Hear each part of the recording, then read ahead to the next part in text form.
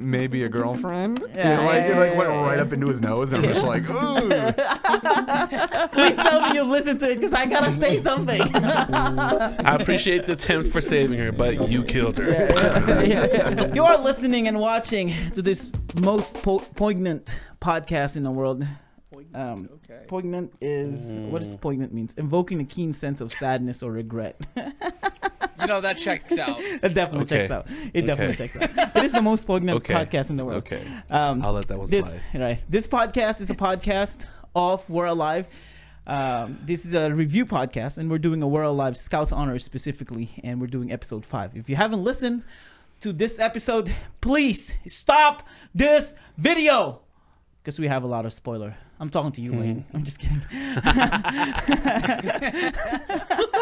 This is, like I said, this is a podcast of We're Alive. And if after you listen to that episode, come back here, join us, and laugh with us and be mad at Buggy's. I'm sorry, Buggy. Be mad at AJ's takes. My name is AJ. Wakka. Jay. Ace. Welcome. That's awesome. It's so close. It's so close. All right. I actually wanted to start this podcast, just a moment of silence, but I'm not gonna lie to you guys. I messaged Casey, right? After I listened to this, I messaged Casey and I said, this episode got me. Like, I was literally on the verge of crying. So you didn't cry though? I didn't cry. It just got me. Like, I heard the sound. You know what I mean? I'm like in that movie, Charlie, not Charlie, the one with the chance of meatball. Cloudy with a chance of meatballs. Yeah. This grown man, this thing makes a grown man cry. You know what I mean? Not today. But yeah, it made me sad. And then Casey asked me, hey, how's the episode? And I said, the episode is good. I don't know if I am, but the episode is good. I don't think I am, but the episode itself is good. Yeah, I'm broken. Yeah. Oh, man. But how about you guys? We have 2-part episode of episode 5. Overall, in this episode, what do you guys feel? What do you guys think? I wish I was wrong. From the last pod, I said something bad was going to happen, and my goodness, something bad happened. Yeah. It was loaded, that's for sure. It was. For real. It's definitely loaded. I would 100% agree with you, Wakka, because I was like, I even said something was going to happen at the airport. Mm-hmm. I would have been okay with it not being this kind of something wrong. I don't want to talk about it. Yeah. I mean, there were a couple things I think that I called that were right. So yeah. Well, I guess Casey. First time for everything. I guess Casey didn't listen to us because we told him in the last episode, we're one of these people in this 5 is gonna die, and usually you prove us wrong. We have to hear it. Usually you prove us wrong, but not this time. Oh man. Not this time. All right, man. What a heavy episode, man. Yeah. And we kind of expected this, right? We had this whole up there moment from episode 4, and we know it's gonna drop. I almost felt like this all could have been done over 2 episodes, though. Like, they packed a lot. They did. Of stuff in there. Yeah. It's a both of these episodes are about excluding the intro and the outro. It's about 22 minutes, right, roughly. So it's short parts, but man, it's a lot. Yeah.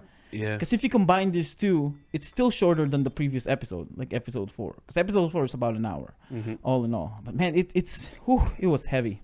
Yeah. In middle, like toward the end of the first part, I literally thought that I was already in listening to the second part because of like how much it happened, right? And trying to retrace like what was happening, looking down like, okay, this happened, all right, now this is the end, or like we're getting into that like last half of the second episode, and it's like, oh wait, we're still here. This is the first part. Yeah, the in the first part, the part when the middle, it's not really a middle, but the part when they said we're alive, we'll be right back, that came out soon, like early on the episode. Yeah. Mm-hmm. Before breaking the commercial. Yeah, before breaking the commercial. Yeah, it did. Okay, so the title of this episode is Lost in the Clouds. And I think I'm getting Casey. I talked to Casey about this. I said, hey, do you purposely put the title there and then foreshadow the rest of the episode? He said it's not intentional, but sometimes it happens and things like that. And I feel like this is one of those moments that it doesn't really, but there's a lot of moments where you can tell it's like, oh, they're lost in the clouds. Like one example, I have it in here in my notes, but one example is the being lost in the cloud of emotion, right? Should I go back and save Carmen or should I not? You know what I mean? Like it's still lost.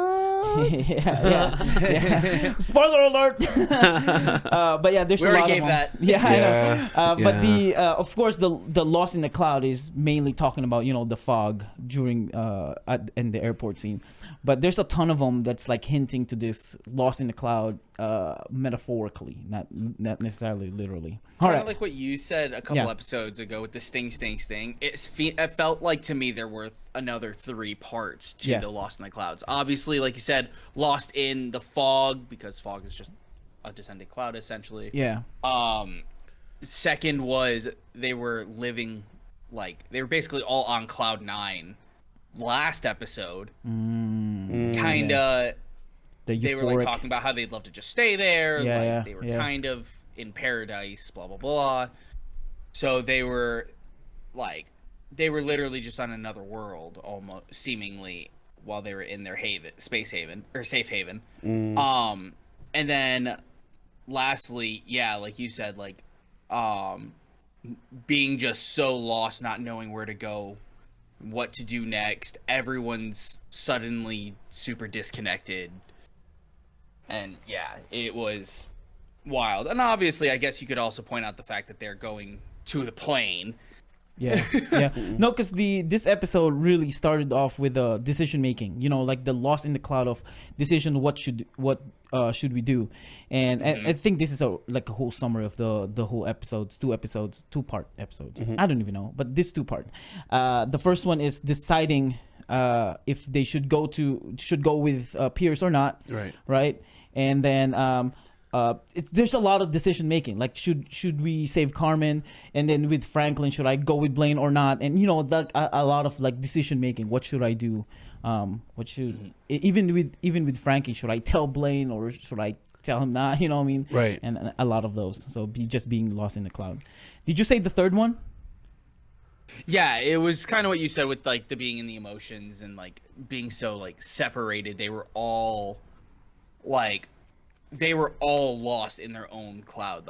Everyone was in their own cloud of thought. Yeah. There. And literally no one was on the same page. Yeah, absolutely. For the whole second part of this. Right. Yeah, I know. Okay, let's talk about this episode. We started off the first part of course, the flashback, a little bit of flashback from the previous episode. They're saying goodbye. Wait, I'm sorry. I have it in my other notes. I didn't bring it with me. It's in my paper. So what happened was I decided to write it down instead of typing it, but I got tired of writing it because it's way too much. So I was like, I'm going to just go back to typing, but I'm going to finish the intro part in my writing notes. So now you're missing the first part. Yeah. Actually, my past AJ is smart enough to take a picture of it. So I have it right here. Sorry. Yeah. We stated the episode from the past episode. They are leaving and Pierce told them he will fly the plane. Now, let's stop here real quick. That is intentional, if you might say, a misdirect for Casey, right? For us to believe that he might be part of the family. Right. Because when he ended it there, because he could have said it, what he said in this episode. Oh, I had the badge for flying. Yeah, the master aviation. Yeah, because we didn't that didn't come to mind at all. I didn't think that that's part of the camp is to fly. I didn't think that you get a badge for that. Yeah, I wouldn't imagine that as a teenager you would get a badge for flying. Right. Yeah. Yeah. Well, I think later in the episode he kind of talks about it to where his badge was more for knowing planes and safeties and safeties in aviation and stuff like that, not necessarily for flying. Yeah, it's for knowing enough about flying and knowing enough about the plane. And then 20 it's kind of what it sounded in the more simulator. Yeah, 20 hours. Yeah. But he did say, he said he had 25 hours. 25 flight hours. time. That's right. Yeah. And Zach, of course, is like to the point. It's like, no, that's not enough. He book smart him talk. You need 40 for this, and you need 2,500 for this. In my head, I'm thinking, where would you know this, and why would you know this? He's rich. Of course, he would know that. Well, yeah, honestly, like someone in his family, they got a yacht. They might have a private jet too. You never know. I mean, they went to That's France true. multiple times. That's probably for sure. Doesn't everyone have a private jet? It's in the backyard right now. Yeah. That's where mine is. Yeah. I'll be there, Ace. I'll be at your place in like 15 minutes. Okay, I'll see you then. So See you in a half hour. right, and then Carmen said you're gonna trust Pierce to fly up an airplane. And then Blaine said, I don't trust him as far as I can throw him. At first, I was like, wait, what does that mean? I don't trust him as far as I can throw him. That's a common phrase. I've never heard that phrase. You've never heard that? Really? I use it all the time. I've never heard that. It basically means okay. I can't throw you very far, so I don't trust you very much. Yeah. Yeah, I've never heard that phrase before. That's more of an American phrase. That's insane. I know. Hang on. How long have you been here? Long enough. Exactly. But that's not a been common here, thing like that 11 I learned. years or something Listen, like that? listen to me. been I'm over a way decade. younger than you guys. I'm just kidding. Well, it's me. Yeah, Ace is younger than me. I've never heard that. I'm sorry, okay? I'm sorry. I just legally moved here. Now Zach said You're right. I forgot about that. Zach said, how about my parents? Because they're trying to decide if they're going with him. And then Zach said, how about my parents? This one was, I feel like Zach is like fighting his emotion when he said, how about my parents, bro? Did you guys forget about my Like parents? the most out of character we've seen Zach. Yeah. Well, I mean, of course you'd want. I mean, anyone would want to go after see if their parents are alive. Yeah. But knowing But Zach, this is just the first time that it seems like he's trying to defend an outcome because of emotion rather than because of it is the smartest thing. Not saying one thing or the other is the smartest in the situation. It really is kind of a coin flip. But it's still like he stopped looking at it as like factually, if we get off the island, we'll be safe. It's no, I need to find my parents. Right. Yeah. Like he almost reverted to Franklin mindset here. It could also be that he just doesn't trust him that much, and he's like, "This is a really bad idea. Right. My parents is still a good option." Yeah. No, because that part is he solidified not trusting Pierce after he heard the flying hours that he had. But this is what's He's way been before looking that. for reasons like the whole time though. He definitely. Oh, doesn't absolutely. trust Pierce. But that when he said that, how about my parents? That like got me. That like you're right. How about his parents? Like we're already diverting to a different plan. Our first plan is to see my parents. You know, I'm already have that hope that I'm gonna see my parents. It's gonna be great. Yeah. But now it's like, nope, we're not gonna see your parents. So it's like, you know. And then Ruby said, "Are you sure they're there?" Ruby said that I'd like. So when Pierce like, "Are you guys coming?"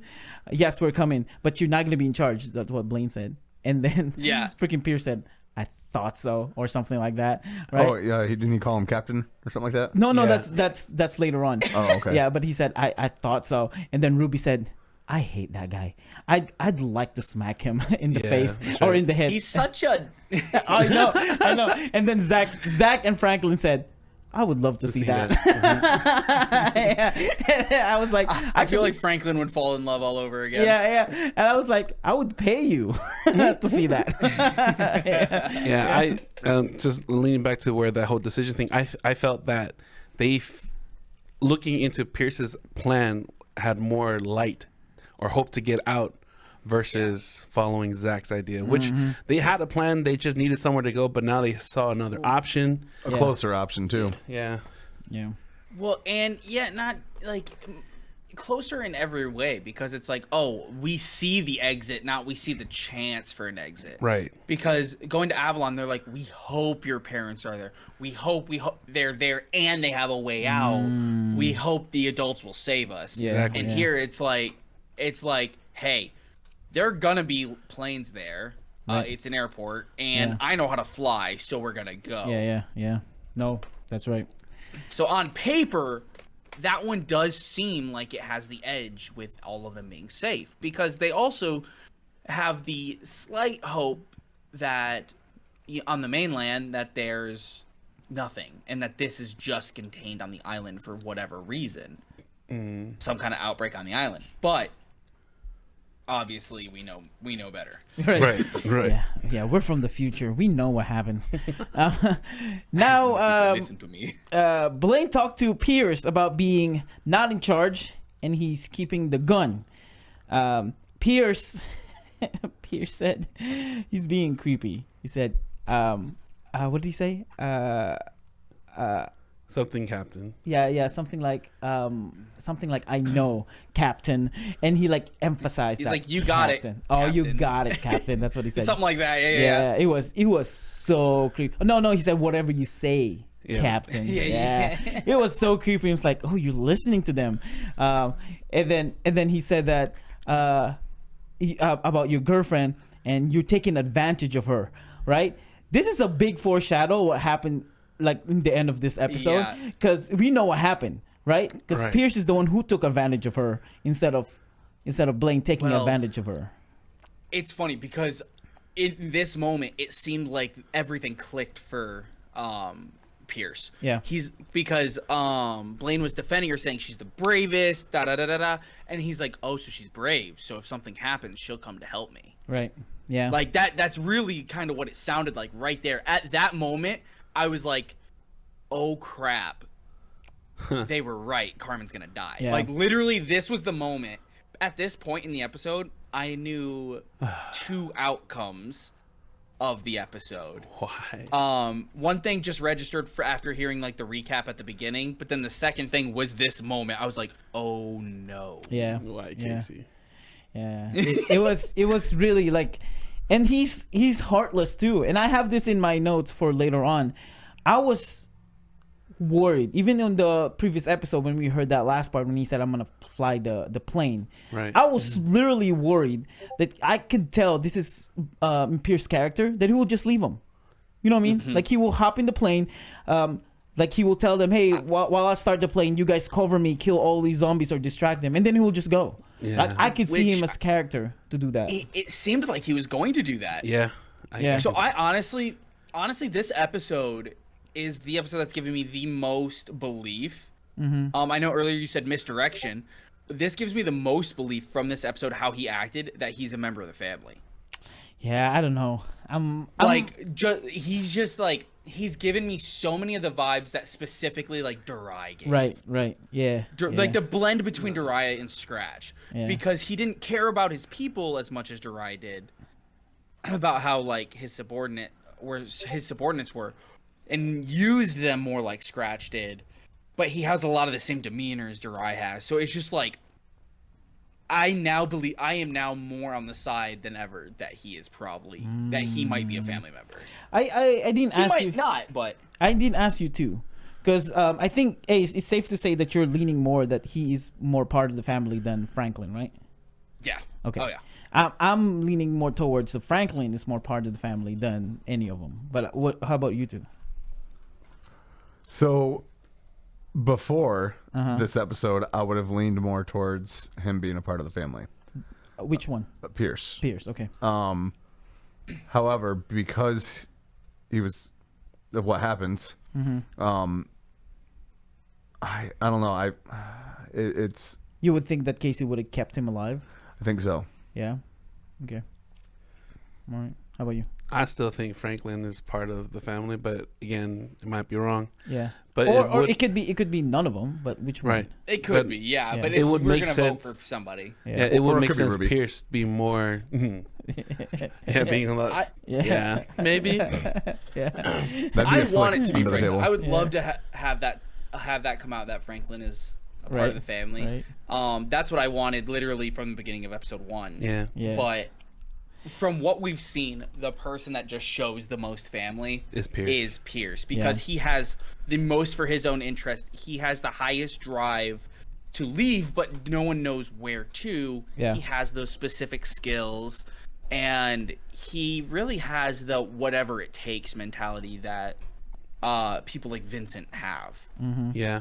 Like the I will play the role until I don't have to, but he's kind of more in crunch time than anybody else as well, which could be helping or hurting my perception on it.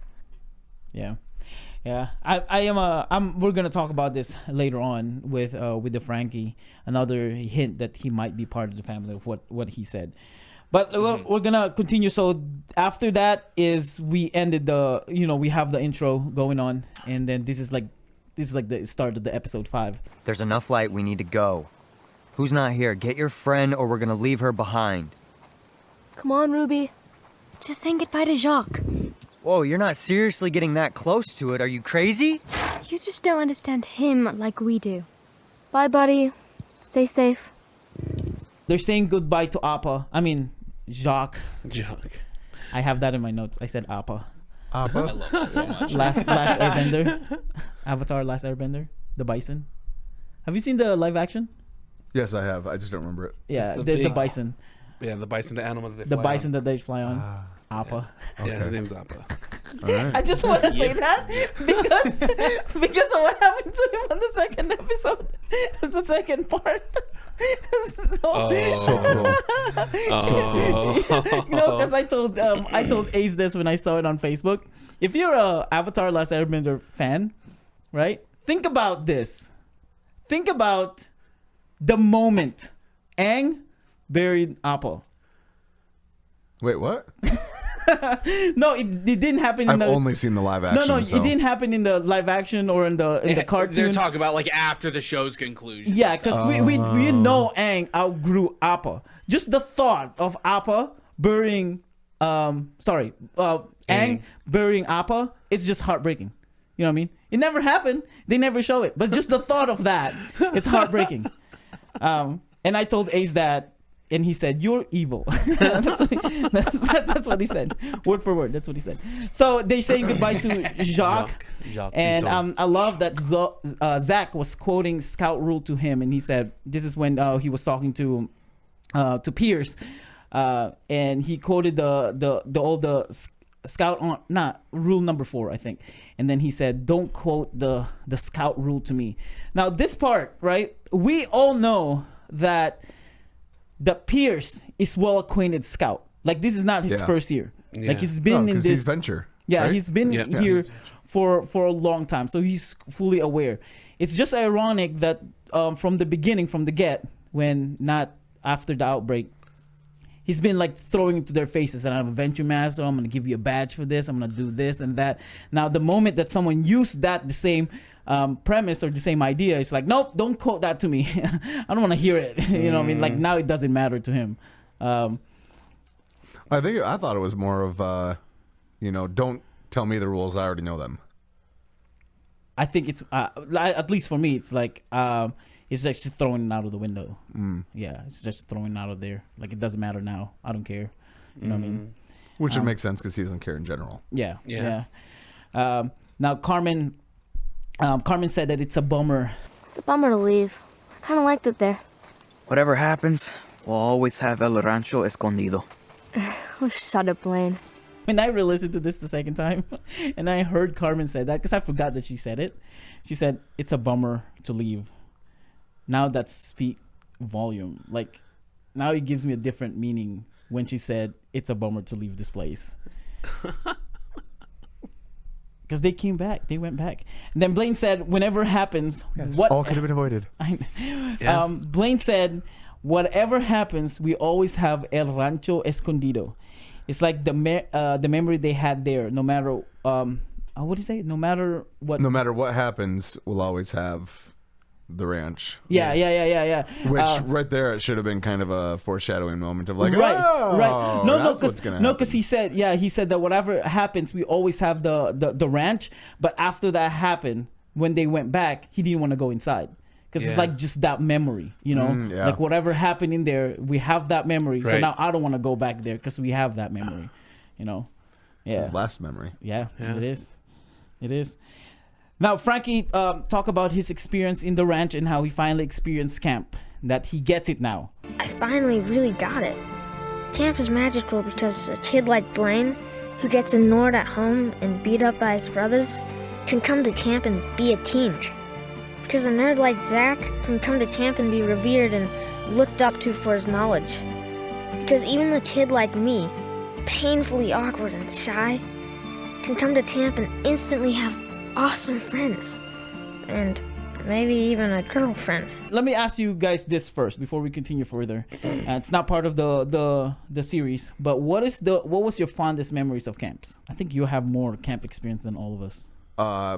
Probably because Yeah. I grew up going to a camp every single summer for Right. weeks on end. Yeah, and it I includes, still miss that camp. It includes church camp. So That not was just, it was a Bible camp. okay. Yeah. yeah. What's your fondest Different memory? than the ones that we most of the youth go to around here, but that's hard. That's hard. Just because there was so much. Honestly, okay, so actually here's one of my fondest memories. They would always do a hobo breakfast. And Hobo breakfast? Hobo breakfast is what I Okay. called it. And you would know it was coming Yeah. because there was a road that went down the across the center of it because it went back to what was called the farmhouse where the Yeah. workers were.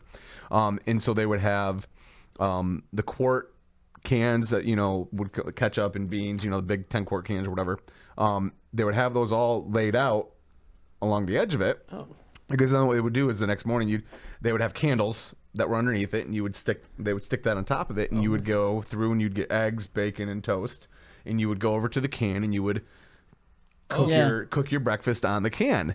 And so it was just a really cool experience to be able to cook it on a tin can. I mean, big tin can, your breakfast, and over with a candle underneath. Like it was really, maybe it was like it might not have been a regular candle, might have been like a Bunsen burner kind of thing, but Yeah. that's not what they're Interesting. called. What are they called? They use them at buffet lines. Yeah, The one with the Gel, water. the gel in it. the gel, the one, Oh yeah. What are they The called? fire burner. I don't know. I can't even. the warmer, Sure. or the burner, the warmer, or whatever. That means the fire, but Yeah. I can't even think what they're called right now. I thought you had it right. But No, I guess it's not. Bunsen is something else. Sure, whatever. That. But anyways, those burners. Yeah. I'm gonna think of it later, and I'm gonna say Yeah. it randomly in the Oh, episode. Glenn! But yeah, so Have a that was Glenn moment. one of the coolest things because like you would see it in the afternoon, or like the evening, the day before, because you knew that they were setting it up, and you're Yeah. like, sweet, we get to do that Yeah, tomorrow. yeah, So yeah. that was one of the fondest memories. That's Oh, awesome. that's cool. How about you, Ace? You do a lot of camps too. Gosh, I've been trying to think. That's so hard because I went to camp from like elementary school, like probably like 4th grade, all the way through after being a senior in high school. So I mean, I went for like 9 years or something like that, every summer and every winter. I mean, a lot of my favorite memories were just like the periods in between whatever we were doing, whether it was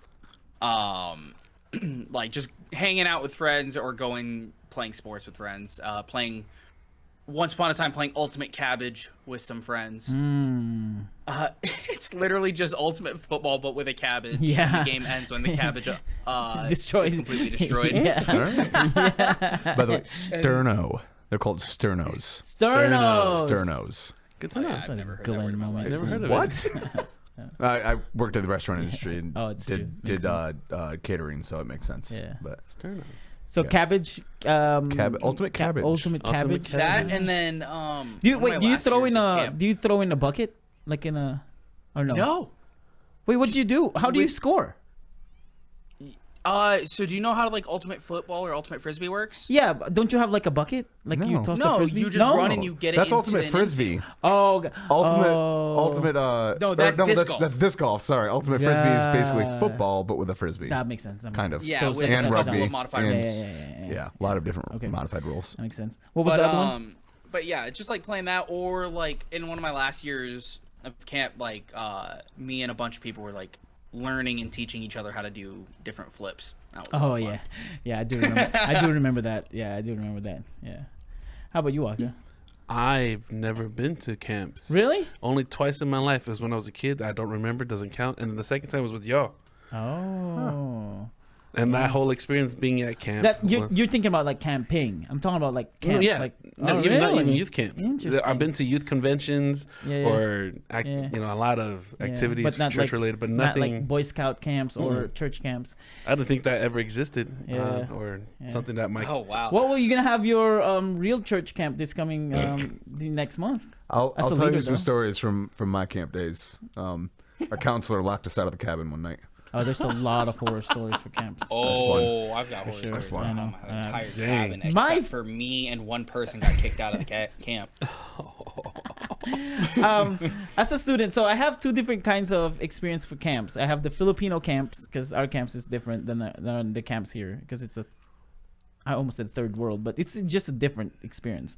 Well, it's true. It's true. But so my camp, when I was a student, my camp experience, my fondest memory. I've tried actually to think what's my fondest memory, but all I can think of is every year we have camps. I date someone. That was your fondest memory? Is that you were a player at each camp? Just every year I date someone. You need Jesus. Yeah, I know. It was an inter church camp too. So it's like, and then we just date during camp, and then we break up. Like that Spider-Man movie where they go to a vacation or a trip? Yeah. Oh yeah. Isn't it just a week long? Yeah, it's just a week long. That's right. it. That's right. Yeah. But yeah, that's I just wanna talk about that. Okay, so Frankie had this whole monologue in his writing when he said that Blaine, who's ignored at home and beat up by his brothers, can come to camp and be I messaged Casey about this because it wasn't clear what he said. So I told Casey, hey, what did he say on this time? Did he say like a captain, a change, or something like that? And then Casey said, King, I think. Yeah, he said king. Because I I heard wasn't king. sure. But yeah, that's what it was, a king. Good job. And then he said, Zach, who is a nerd and can come to camp and be revered and look up to for his knowledge. And then him, painfully awkward and shy, can come to camp and meet awesome friends and maybe a girlfriend. Do you guys notice that he didn't erase that time? He didn't erase it. Yeah, he's actually keeping it finally. He's saying maybe a girlfriend though. Yeah, but still, he kept it. Yeah. Yeah, well, and now he starts remarking to it in different ways where he's like shy, he's like more shy and less brazen about it because he was erasing it when he was like kind of brazen about it. He's like, I think I'm in love. Oh, no, too much, too fast. Well, and he says then that now again. He's like, Right. and then now he's like, well, I might be happening. Yeah. And then later on, he's like, well, you know. Yeah. Yeah, now. Yeah. He didn't. He hasn't put in yet or wrote down that he had a kiss, or she kissed him. Ooh. Yeah, he didn't. Correct. As we know of, that we know of. I was gonna say, Yeah. I would say one of the hard things is like there are certain things we don't know if are being read, if like everything's being read, like it was in Story of Survival, or if it's So I'm both excited and terrified for that final episode when we learn that part of it. So here's a question on that actually, because I'm going through Descendants again. Yeah. I think it was Pegs made a statement about the Story of Survival that she left out a lot of certain things out of the Story of Survival when they published it. Yes. So when we listen to Story of Survival, is that the live of it, or is that the edited version that was if I remember published correctly, to everyone? we listened to the unfiltered version. Yeah, we listened to the unfiltered. Because because they were reading it to Nick. Yeah, that's right. And they told Nick that this was that was Michael's journal, I believe. Yeah. Specifically. Yeah. So it was the unfiltered, archived version of the story. Where was that said that? At the last episode. The last. In the finale. Yeah. Of Descendants? Of Yeah, no. no. No, We're Alive. OG Oh, We're Alive. Okay. Yeah. Yeah, I haven't heard that in a long I time. know. So. I know. Yeah. Okay. If, Well, dude, thank you if for you clearing that if up. you ask anything about We're Alive, like seriously, if you have any question about name, location, breathing patterns, ask Ace because he would do know not every ask single. me. Yeah. I was struggling to remember Glenn's I- name. we Don't all- ask me. We We all all did. forgot that. We all did. Okay, so he said all of that is gone, like a hazy memory of that feeling, like the title, Lost in the Cloud. So that's another, like, you know, the Lost in the Cloud kind of thing, because it's like all in the hazy memory. Can I call something out for a second? Yeah. And Yeah. everyone might hate me after this, but does anyone else kind of find his voice annoying? Like the half nasally, like he'll start talking normally and then go into a nasally voice. Franklin? Yeah. Yeah. Franklin. It's Man, kind puberty of, hits hard. It's kind of getting to me. It's hard. I feel for the kid, just particularly during that monologue, it was really bad. When he got into talking about his maybe a girlfriend, it went right up into his nose, and I'm just like, ooh. Sorry, It just shows sorry, his voice actor. innocence so much. I Right, love right. it. If you don't hit puberty, I'm gonna hit you. So, and then after this, we heard that. Come on, Pierce. What happened to no stragglers? We only got about a mile to go. I just need a minute. Are you okay? Give me a break. I just need to fix my coat. Does he look extra sweaty to you?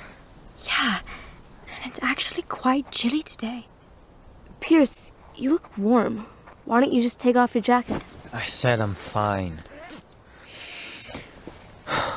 That's all I needed. Now, come on, let's keep going.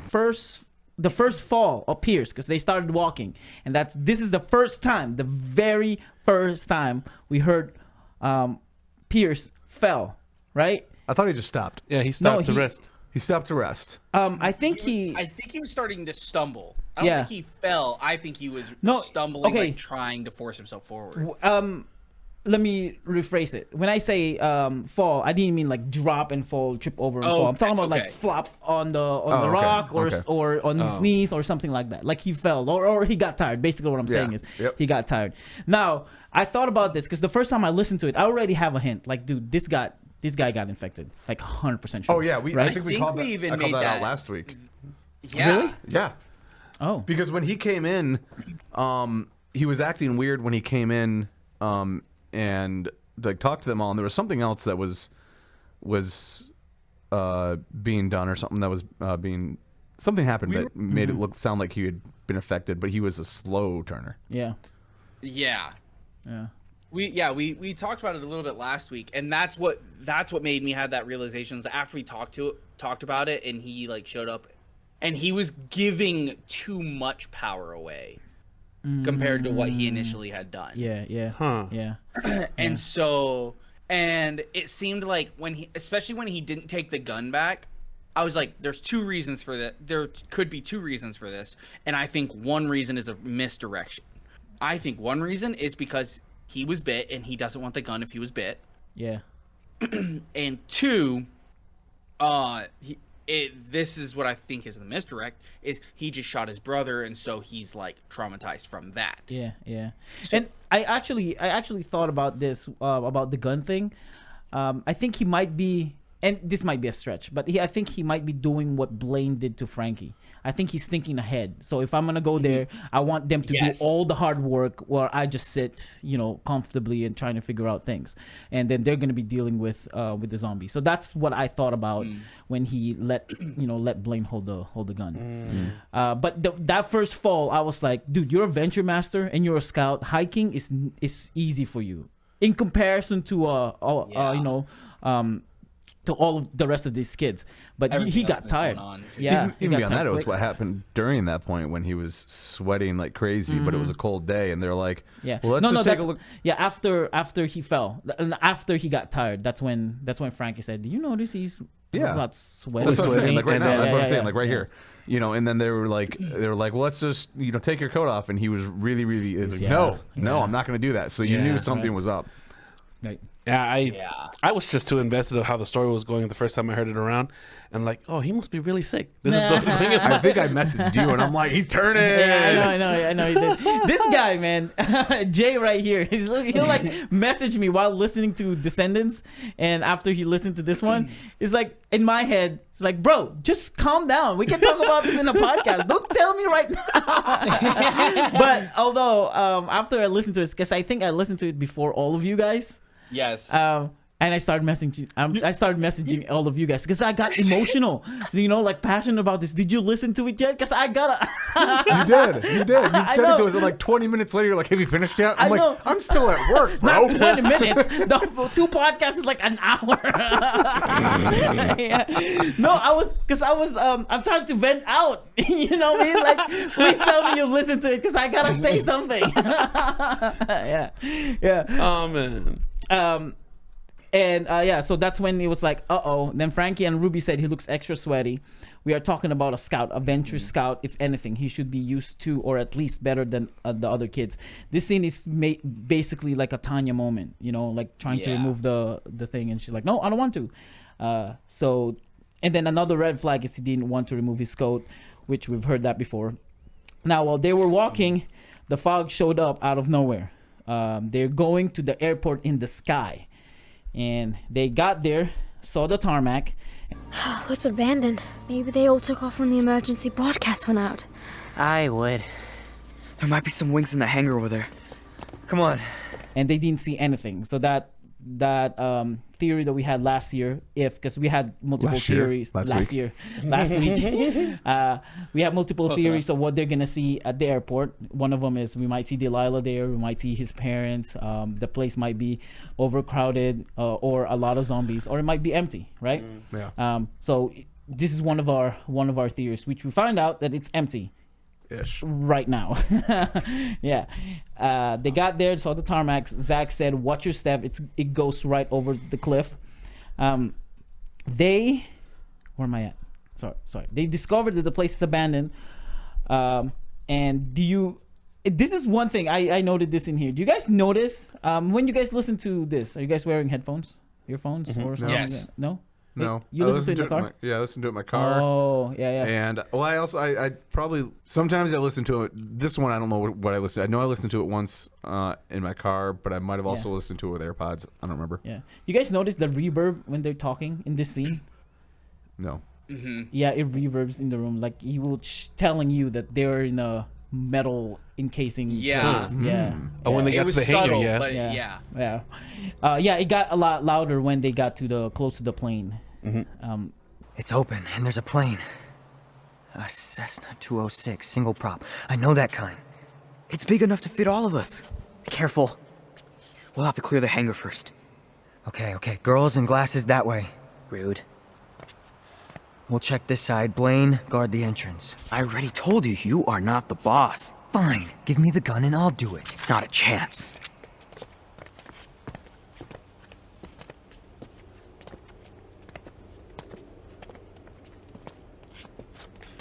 Looks empty to me. Yep. Now we check inside the plane for any people. You're up, Blaine. Hey, watch it. Hey, you wanted the gun? You go on then. Look.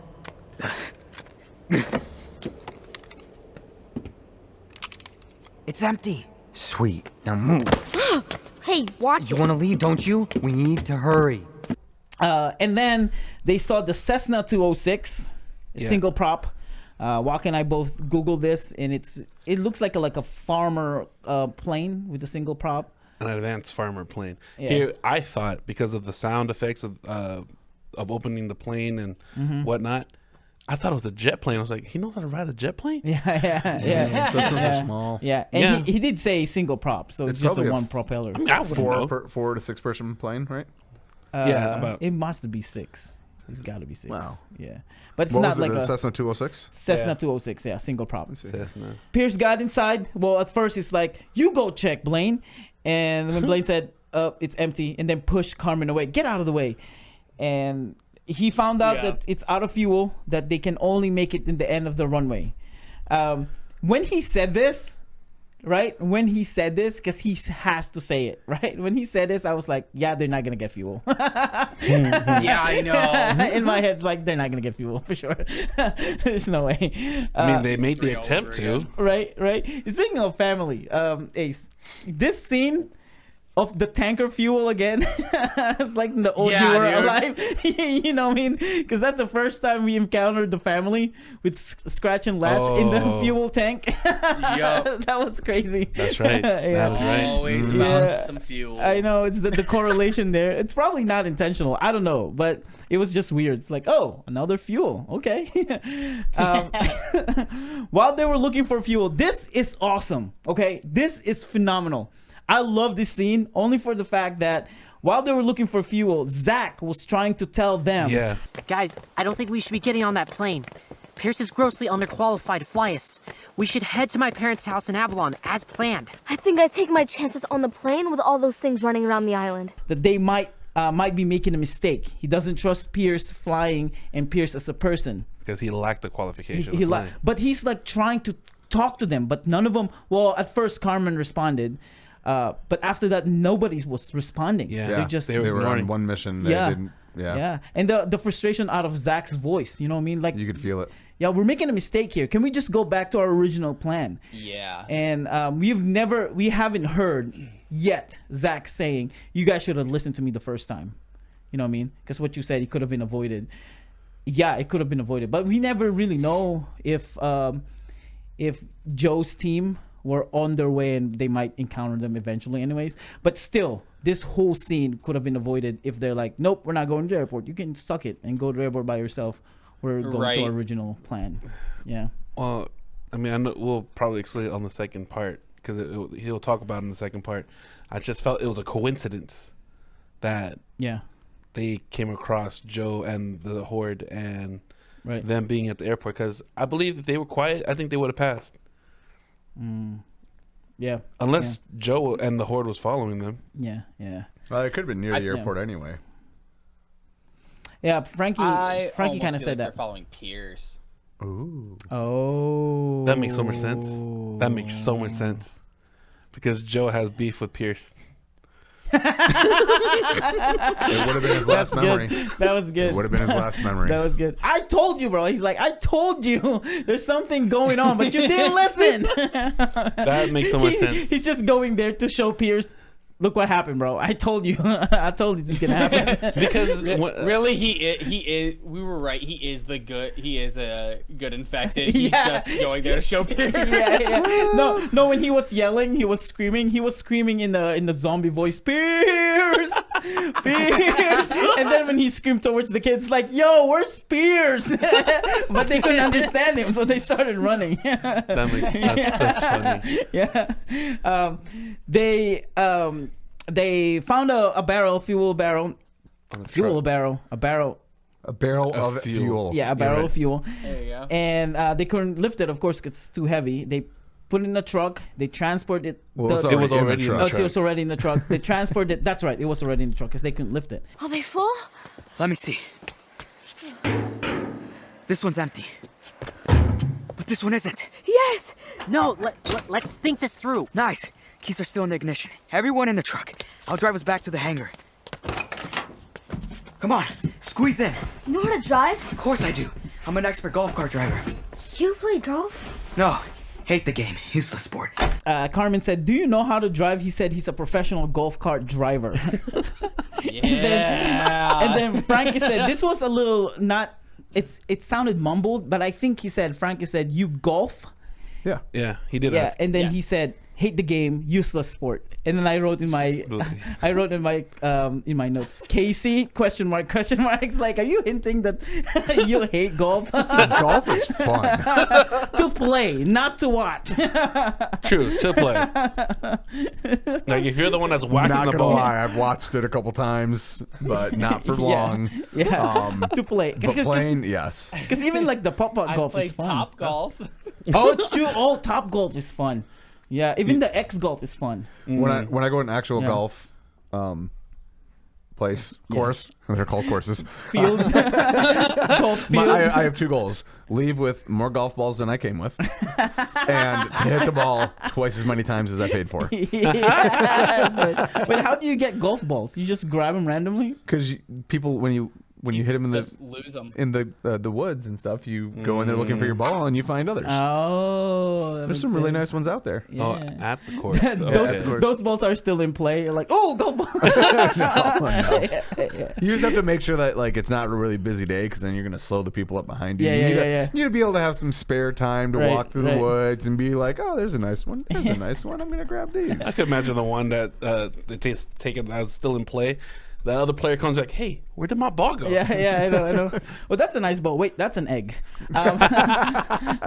just replace it with one of the exploding ones all the time. Right. Now, this part is one of the most important part of this whole series so far. I'm not gonna lie to you guys. I got way too excited. I paused the podcast just to like my emotion. No, not to breathe, but my emotion is just exploding out of myself. I'm like, this is it. If there's any other connections to Descendants, this is one of them. Is this what I called you This is about? one of them. Yes. Okay. Well, maybe. But it's basically this. So as soon as they started the truck, coincidentally, they heard a weird noise or like an earthquake. Rumbling noise, A yeah. rumbling noise. Whoa! Is that the truck? I don't think trucks sound like that. Is it an earthquake? The hand! Drive! And Carmen said if it's an earthquake. So whatever this is, it sounds big. Because the noise, the growl, and the earthquake, it sounded big. Right? Wait. Come on. Yeah. So You're right, they're you're right. trying to open the hangar the hangar door because it was too heavy to fit in the truck. To grab the fuel. They left the barrel because it's too heavy. Blaine said, "F this, let's go." They went back in the plane, and Pierce wanted to grab the fuel barrels, but he was stopped by the guys. Listen, I get it though. Like if I was Pierce, because we're gonna be practical here, right? If I was Pierce, we're gonna hide this, and there's not gonna be any point. We're just gonna die here. So I need the fuel. I gotta need the fuel. That's our only option here. It's either we get stuck here, which that happened to them, or let's just try our best to get the fuel. You know what I mean? That's just in my cognitive understanding on how things is gonna work. But you know, Pierce got too frustrated, so he didn't end up getting it. And what was it? 2 zombies? Shit. Sounds like just a few. So far. They're getting close. It'll be okay, Ruby.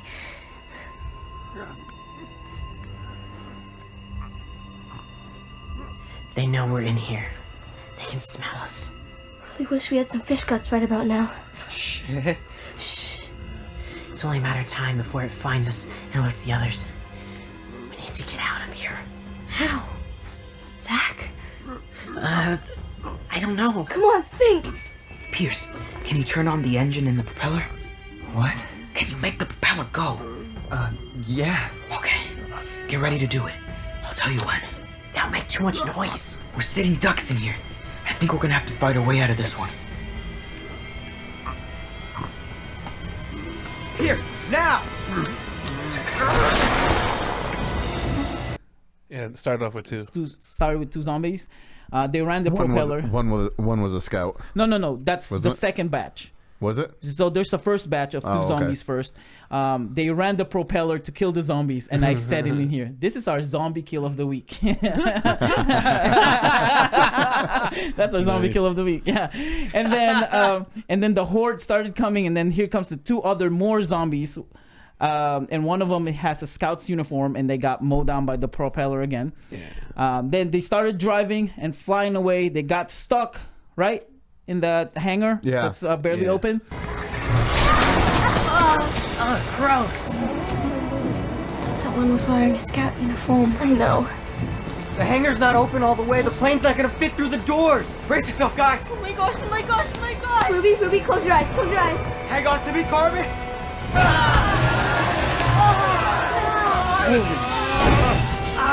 No, now it's stuck. The wings are caught! Floor it. Hey, get your hands off that. Hurry up! I can't believe that worked. The plane. The wings are destroyed. You just fucked our only chance. Shut up and keep driving. Where and how? I can't see anything in this fog and I can't steer. Broke one of the wing. Pierce got upset. It's like, well, that's it. We're done. You broke it. We can't get out of here anymore. The plane stopped because it ran out of fuel. They get out of the plane, and Pierce said, "Why so foggy?" And then Frankie saw Joe Appearing out of the fog like a ghost army was the Horde.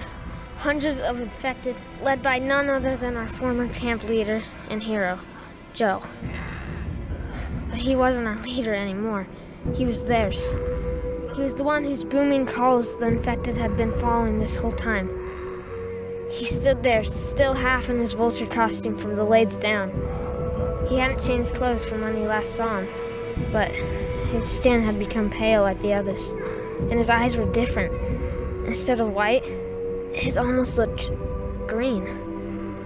For a moment, it felt like time was frozen. We saw him, and he saw us. Then...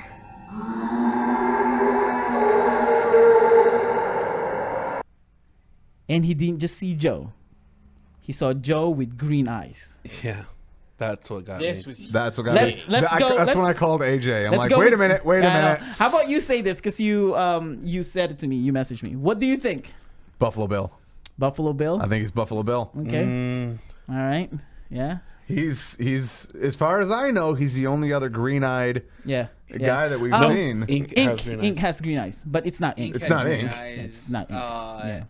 And Cole has black eyes. Cole has black eyes. Did Fredo? Well, it's not Fredo. No, not Fredo. Fredo But didn't did have one. I could The only remember okay. Fredo So had the green only eyes, but- unknown, because we don't know anything about Buffalo Bill. Buffalo Bill is just the name they gave him. Yeah. Yeah. Well, And so- no, because Walrus said. Oh, because he wears the face is why. No, they no, call but him that. Walrus said first that. Are you listening to me? This is not from around your place, or it's not around from Yeah. LA. Yeah. So then this made me think and try to. And they shipped Buffalo Bill through a helicopter. So you would think that maybe because it's too heavy, but it came from out of the island, like Yeah. the main island. So Yeah. it could be like this island because it's in the water. So then here's where my mind went next was, if it was Joe, if Buffalo Bill is Joe in Descendants, Joel, Joe, Last of Us. because I still can't figure out what he's trying to say to Nick, and so I'm trying to figure out if he recognizes anyone or if there's any correlation between the people that he knows from camp. Yeah. To Yeah. I don't know. Yeah. 18 years later, but I mean, I don't know. I'm just trying to figure out what the correlation, because it would seem that he would recognize someone. Yeah. And if it was imprinted, like his last memories as a counselor, were still imprinted on him, so to speak. Right. Then that recognition or familiarity would still be there from something from the camp. Yeah. And so, like the uniform Yeah. or something like that. Hey, so I want to hear your thoughts about this. I didn't have any direct connections. I didn't think of Buffalo Bill specifically like it might be him. Because I guess I thought that he was in one of the red zones. My mind didn't go that way at all. Like he got brought in from a red zone. Right. well, is Catalina potentially a red zone at that point? It could be. I have Yeah. no idea. In my mind, the red zone is north of. It's like the north and probably east of like Nevada, stuff like that, of where they've settled more. Yeah. And where it's harder to settle because of mountain ranges and stuff like Because that. I don't think do you think that Buffalo Bill, if that was Buffalo Bill, do you think he could have swam out of Catalina Island? Oh, I definitely think he could have. Yeah. Okay. Yeah. If this is Buffalo Bill, like I 100% think he could have, because I mean, if a bunch of normal type were able to swim from Catalina to attack Michael and Pegs, then what would stop, a future alpha? Oh, it's true. It's from true. doing Yeah. it. No, because I was just thinking like he's probably way too big, too heavy, can't swim. But you're right. Yeah, you're right. But I also I do think he is pretty big. Joe? Like Buffalo Bill. Buffalo Bill. Yeah, Buffalo it's big. Bill, I believe he's big. Not quite as big as like behemoths, but I think of them as pretty big. Yeah. They did say him and his race were the big ones. They were considered big. Yeah, like they're considered like the big ones. Right. And I don't think we've seen any evidence of any that have any infected that have lived so long without being manipulated somehow. Such example, like Cole was bred, Alfredo was genetically altered. We don't know if any first generations are still around. Right. Why wouldn't they be though? Because a lot of them had Evolved. it's shown that they've got low lifespans. Yeah, and also evolved. Like a lot of them evolved. Yeah, they adapted. A lot of to them their... evolved. They had a high reproduction rate. Yeah. Well, he possibly could have evolved. Yeah. It is possible. Yeah, it is possible. I'm holding on I'm to just this theory. saying. Yeah. He'll die on this hill with Lisa. It is With it is Lisa. definitely a possibility. There's nothing saying What? that Lisa it from Descendants. can't be him. Right. Have you listened to Descendants yet? Yes, I didn't hear what you said. Okay. I was just gonna say I said something is spoiler, like a big spoiler in Descendants. You're like, wait, what? Yeah. You will die on this hill with Lisa. With Oh, Lisa, okay. because it's Buffalo Bill who killed her. Yeah. So whether it's Buffalo Bill or not, right? Whether it's Buffalo Bill or not, we know for sure he's gonna be part of Descendants. If maybe not him necessarily, but it's more like a There's going to be that connection. yeah, a connection to Descendants. Now linking point. we still don't know for sure. We have theories what Descendants means, right? But we don't know for sure yet what is that descendant. Is it descendants from the the original zombie and when they died went underground and then they leaked out, or it's in their blood or something like that. We don't know it yet for sure. But Joe having his eyes turned green, he is related to that whole descendants thing with The Buffalo Bill, yeah. Buffalo Bill, Inc., and then him. You know what I mean? Whether he is Buffalo Bill or not, all three of them are like in that descendants realm. I'm super curious on what's causing the green eyes. Yeah. Because it seems irrelevant to whatever their natural eye color is. It's something that's in their DNA or in the way that they turn that specifically gives them that green eye. I'm curious if it has something to do with like their personality and their imprint is like so strong or whatever. Yeah. They're Uzumaki. That's why. Probably. Here comes. Here's an out there theory that if Buffalo Bill is Joe, that the reason he wears the masks is because he's ashamed of what he's done.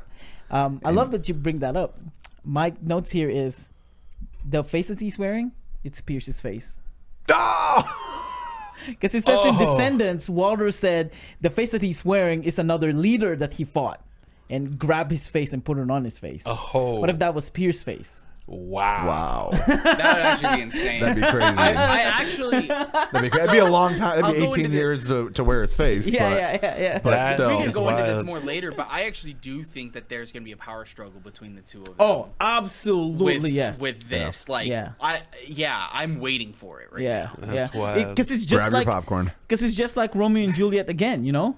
You know what I mean? Like they see each other, it's like, oh, I recognize you. I know who you are. You know what I mean? Yeah. Yeah, that That's moment. wild. Yeah. But what if the face that he's wearing is Pierce's face? That'd you know? be crazy. I will only love this theory if that was true. Right. That was Dude, true. That was I love the theory no matter what because I think it's cool that like Joe is beloved and because of what he became, he's ashamed of what he's done, and so he doesn't want people to see his face. They don't want people to recognize him as Joe.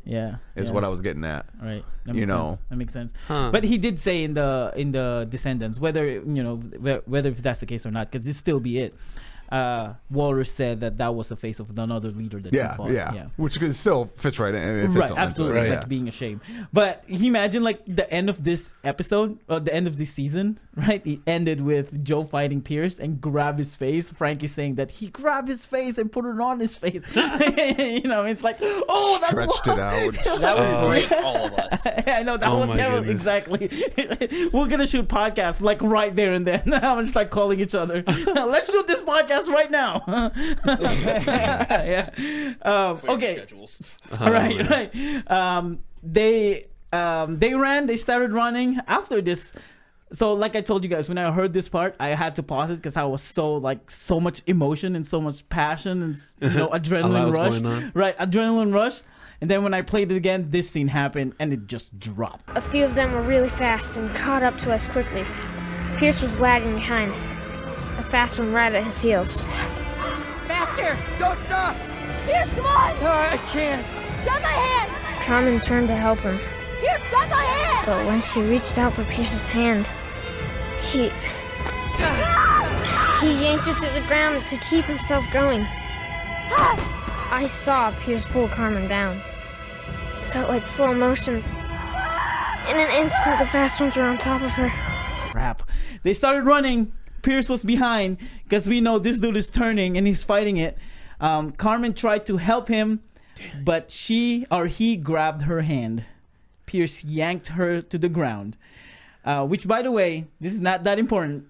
It's important to me, but episode 2, I literally almost said the same thing when we met Carmen again, and she was being a B-word, right? And I literally said, because I listened to it, I literally said, the least value that you have for me is if we're getting chased, I'll trip you over so they can attack you. Exactly. Not me. You know what I mean? Exactly.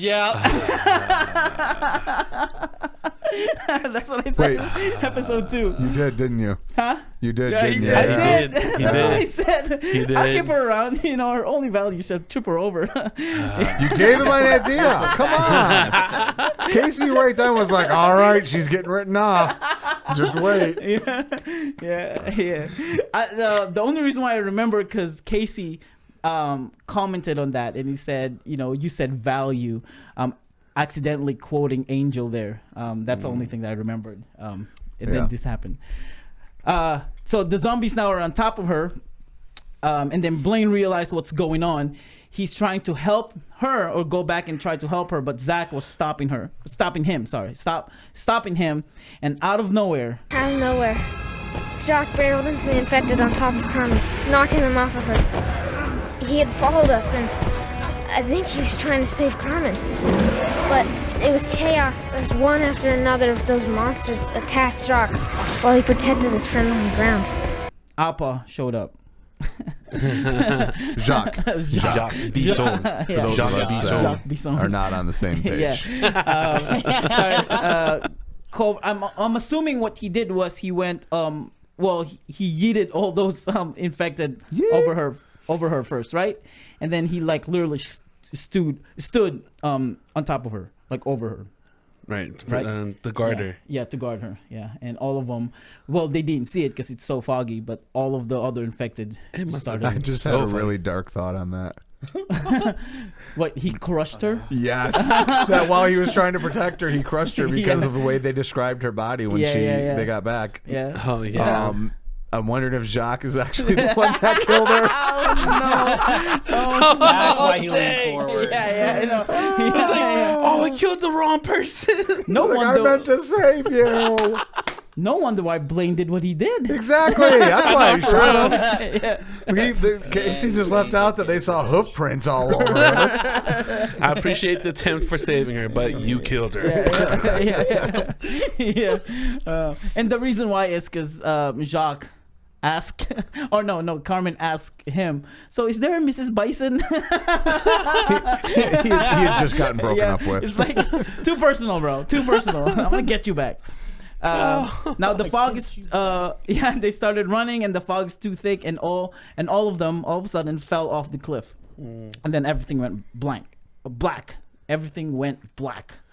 That's a steep hill. Also known as the end of the episode. Yeah, that's the end of the episode. Yep.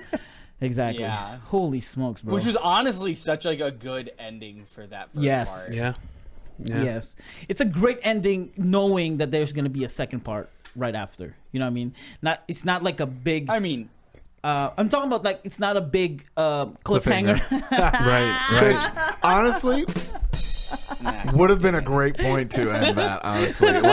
What a way to, I remember in That was one thing that kept me going. I mean, it was a great show, but like in OG, I like the cliffhangers. Yeah. And I'm just like, oh my gosh, what's the next one? Yeah. So like we haven't had any real good cliffhangers in Yeah. a little bit, and Yeah. so that would have been an amazing one. No, literally. this second part is one of the best cliffhanger, in my opinion. God. The Oh, man. best cliffhanger. I thought the cliffhanger was literally gonna be like 17. like 6-7 minutes. exactly. Yeah. Earlier. I know. That's Yeah, right. I thought agree. that was gonna be the cliffhanger. I agree. fully. And then I was all like, of a sudden man, you what a hear the good car. last line. Yeah. And then it kept going. I was like, oh. Oh, he's still going. I was like, oh Yeah. wow. I agree. True. I agree. That would have been another good one. Yeah. All right. Are we ready for the second part? That was crazy. That first part was wild. It was wild. agree. Just Like gonna say, I called her death. Yeah. death. I did. Yeah. Because I'm you were. gonna take credit for that one. No, because you were. No, he's taking it proud with it. No, because you were interrupting us. We were talking about being Ruby, and you're like, no, Carmen too. No. I'm talking about Ruby. No, I get you, but Carmen too. Carmen. Yeah, and we gotta give AJ props for calling how she was gonna die. Yeah, he called that before anyone. Oh, man. Unintentionally. That was completely unintentionally. I just want to say that, but that's not my prediction. But it happened. I'll take the dub. AJ gets full credit. I get half credit. I'll take the dub. It's okay. Kudos. That was Kudos. crazy. When I listened to that, I'm like, yo, I said this.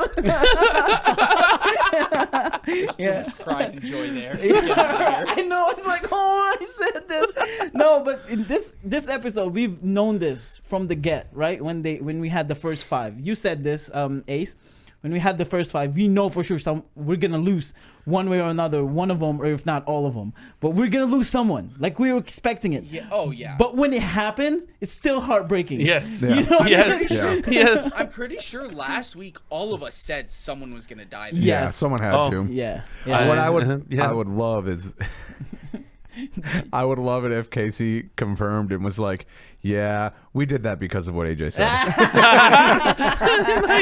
Like we know it was done so much so long ago, but just if Yeah. my life would improve a little bit. Oh my gosh, bro. Oh my gosh. All right. Oh man. So part man. 2, we went to the. Casey, even if it didn't happen, please lie to us. We would love it. Yeah. We would love it. Yeah, that's right. All right. So in this part 2, we didn't get the flashback because it was Right the right after. after. Yep. We started with them waking up after the fall.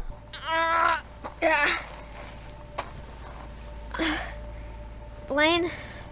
Zach? Ruby? Oh, my head. Oh, my head.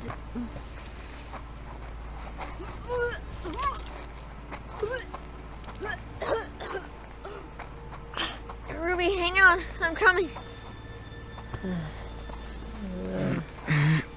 My eye. What happened? Oh, I feel like I fell off a cliff. You did. We ran off the end of the tarmac. And rolled down a 200-foot slope. Frankie woke up first, looking for everybody except for Pierce. It's like Blaine, Zach, Ruby, no Pierce.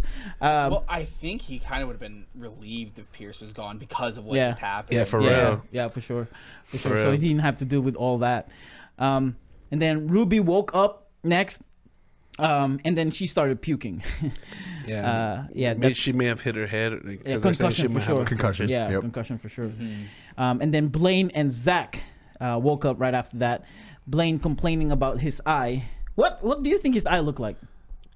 I'm gonna be real on this one. This what triggered me. His theory, not Joe being Billy. Is it Billy? Buffalo Bill. Buffalo Bill. I thought him because Buffalo Bill got his eye, has a missing eye Oh, or a shoot. scratched eye, a scar eye. Yeah, I am assuming that this guy's gonna turn. Pierce scratches his eye.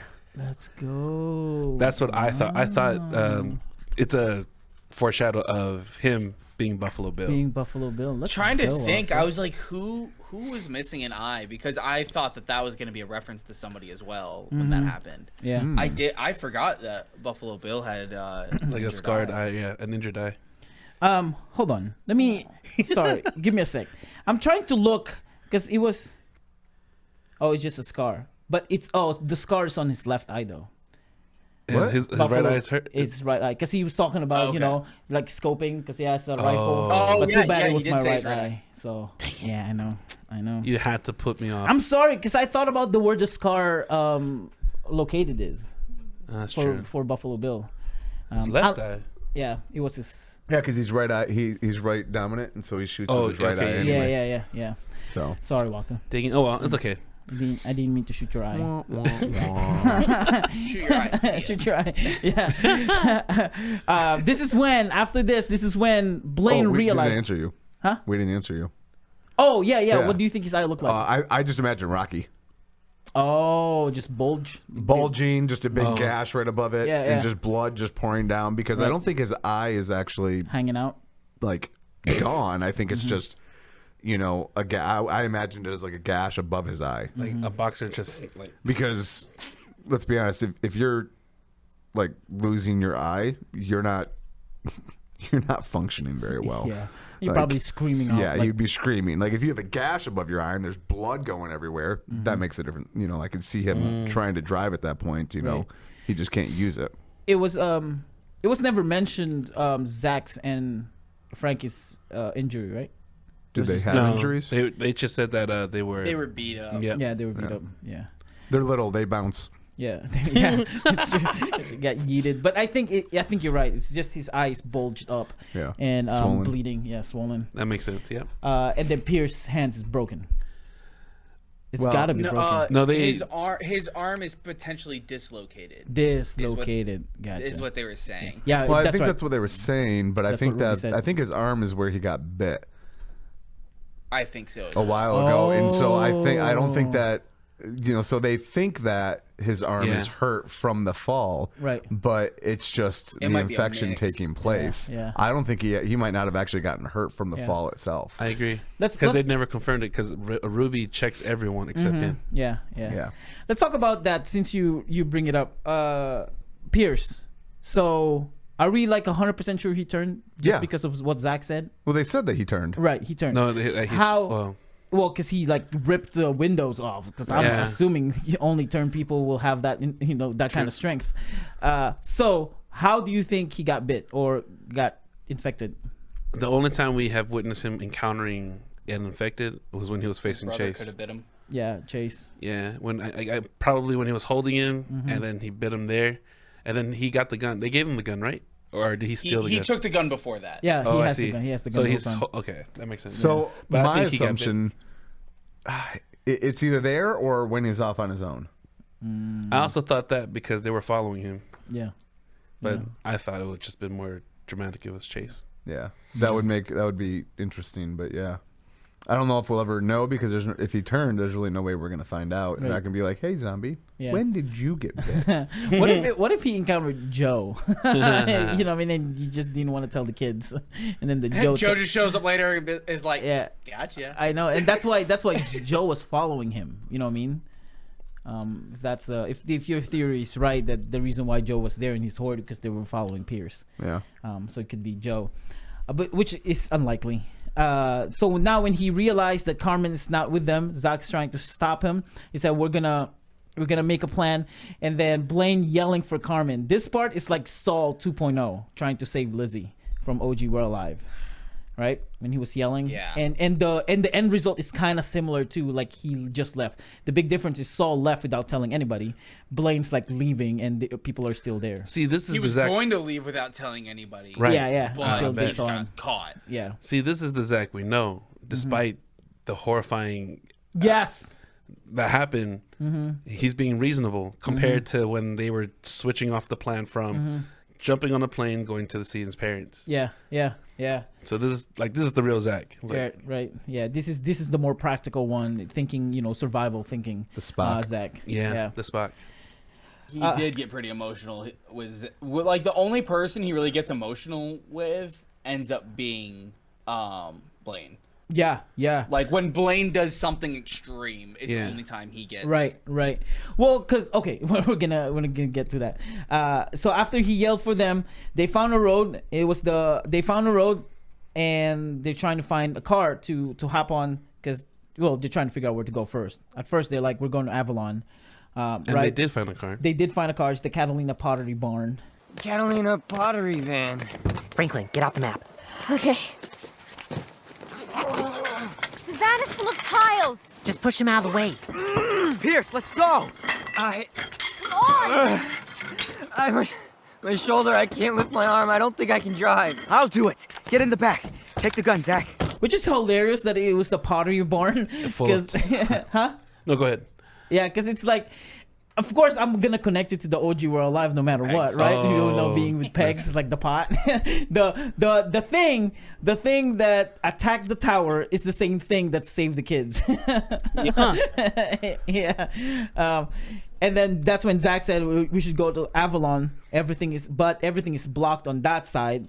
So they decided to go back to the ranch. This pottery van, when I heard the pottery van, I thought like pots for flowers, but they said tiles. Do they also make tiles? Yeah, absolutely. Yeah. Huh. So pottery can be anything made with clay. Yeah. Yeah. Yes. Makes sense. Yes, sir. The more you know. Yeah, you're right. You learned today. Now I know. they got to the ranch, and this is when Pierce is acting weird. They check every rooms first. I think they're learning from us, Ace, because remember we talked about this before. It's like, yo, these are kids. It's like as soon as they entered the room, they just started being comfortable. They don't check everything. They're learning. They start checking every rooms. Yeah. And then Blaine ended up in Carmen's room, and he said it still smells like her. We should check the interior again. Good idea. Then I can lick your eye, Blaine, and your armpit. I still have my medical supplies. I'm fine. Don't touch me. Whatever. How are you feeling? Better. My head's still spinning a bit, but I think I'll be okay. Blaine, you and Franklin check the left wing. Ruby and I will check the right. Pierce, you're gonna... I'll keep watch out here.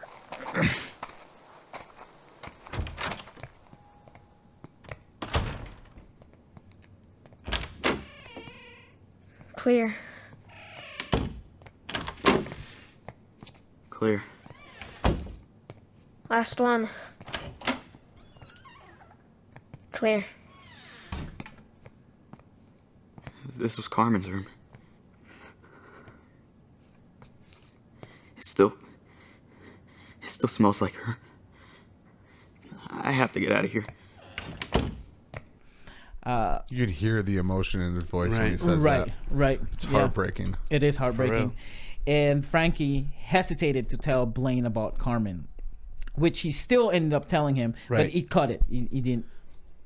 So leaning Yeah. up to that part, if you had information, I'm putting a bit here. If you had information that may or may not jeopardize your safety or surroundings, would you share it?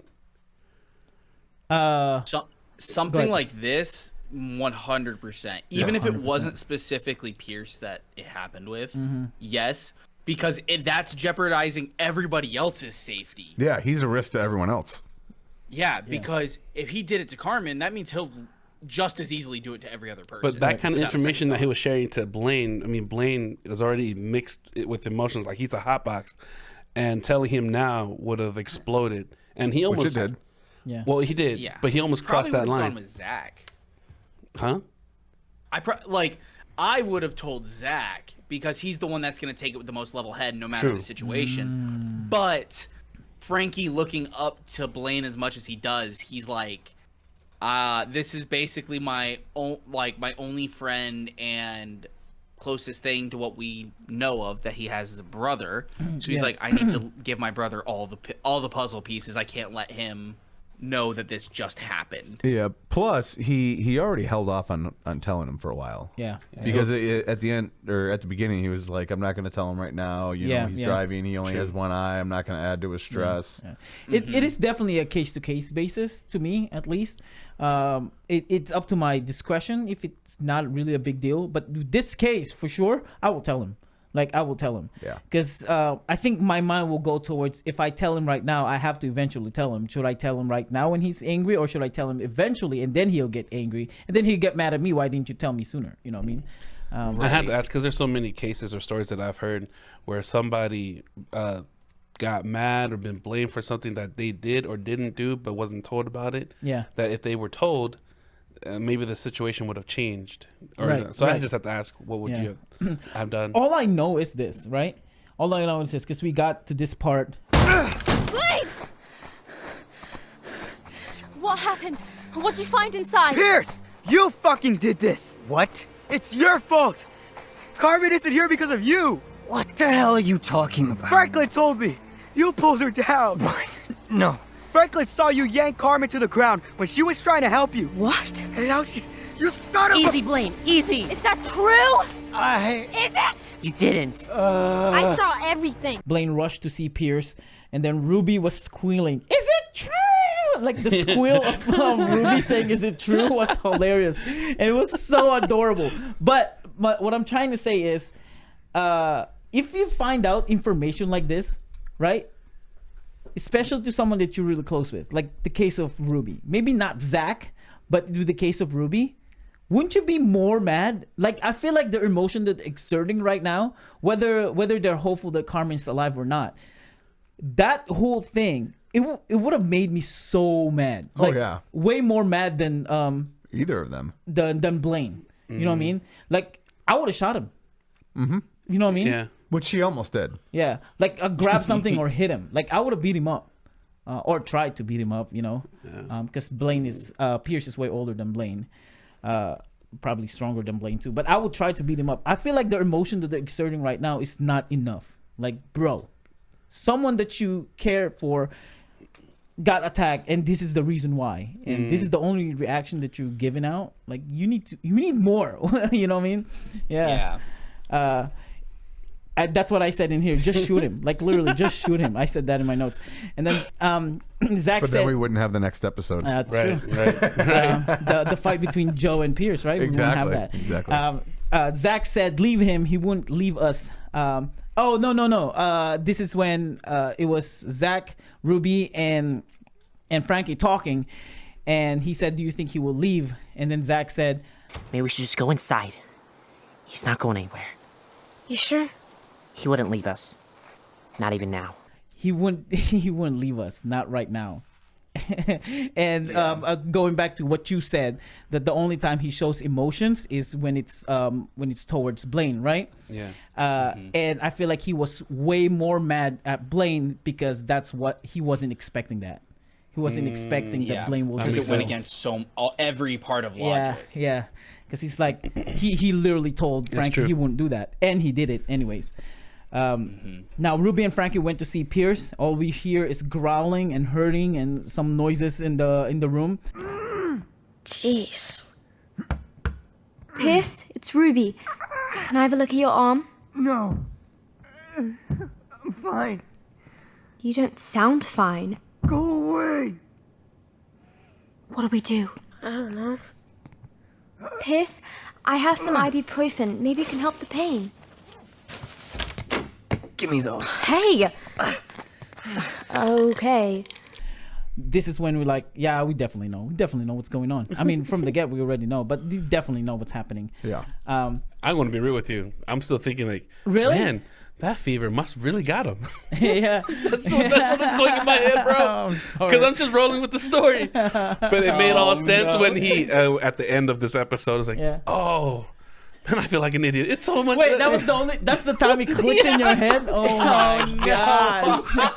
Man, I thought it before. Wakka just here for the ride. When I heard exactly. word that how he was sweating, I'm like, oh, he's definitely turning. Yeah. And then after this whole thing, I'm like, you can hear him turning. Yeah. And then when they said it, I'm just like, finally they admit it. Right. Yeah. I felt like an idiot when I just realized, oh my gosh, that makes so much sense. And then Ruby said, do you want this ibuprofen? You will help you. It's aspirin. Yeah, aspirin. And then he opened the door and just grabbed the whole bottle.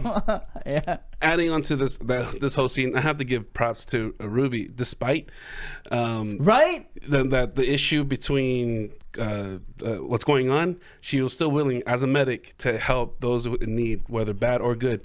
But I said secretly, it's like maybe she wanted to help Pierce just to do something bad at him. No, Ruby's I'm a not. good girl. I am not. Fight the drugs. I am not giving props to Ruby because why did you have to help him? If you're that mad, like this is your sister, right? You treat her as your sister, and then you're still gonna help him. No, I'm not helping him. You know, you She's can a die. good girl. You could die. I don't care. You could die. She has a good heart for sure. She's Yeah. a true medic. Yep. Yeah. Yep. Okay. Now, who said this? I think it was Zach, or it might have been Frankie. No. Was it Frankie? What he said? I thought everything is gonna turn out fine. And it was Blaine. It was Blaine. It was Blaine while I was talking to Ruby. Yep. When he said, I thought everything's gonna turn out fine. It's just a matter of time who's gonna be next. Up until now, I had this feeling that somehow everything would turn out okay for us. So stupid. It's the fucking zombie apocalypse and most of our friends are dead or worse. But somehow we made it this far, so... I thought we were gonna make it out. All of us. Now I know it was just wishful thinking. It's just a matter of time. Who's going to be next? Now this scene right here is just, it struck me hard, because thinking about, me being a family man, family and friends during an apocalypse, the more loved ones you have, the more difficult it is to survive. Ooh. You know what I mean? Because now you have more people to worry about. Right. Because now who's next? Because if you're just by yourselves, like, you're the only one surviving, you don't really care that much about other people if they die or get infected. But having your family and then little kids too, it's like, ugh, it's tragic. I'm just saying, my plan for a compound still on the table. All y'all are invited. So and then Ruby said, she was talking about Carmen. She said that Carmen being the toughest and that she will find a way.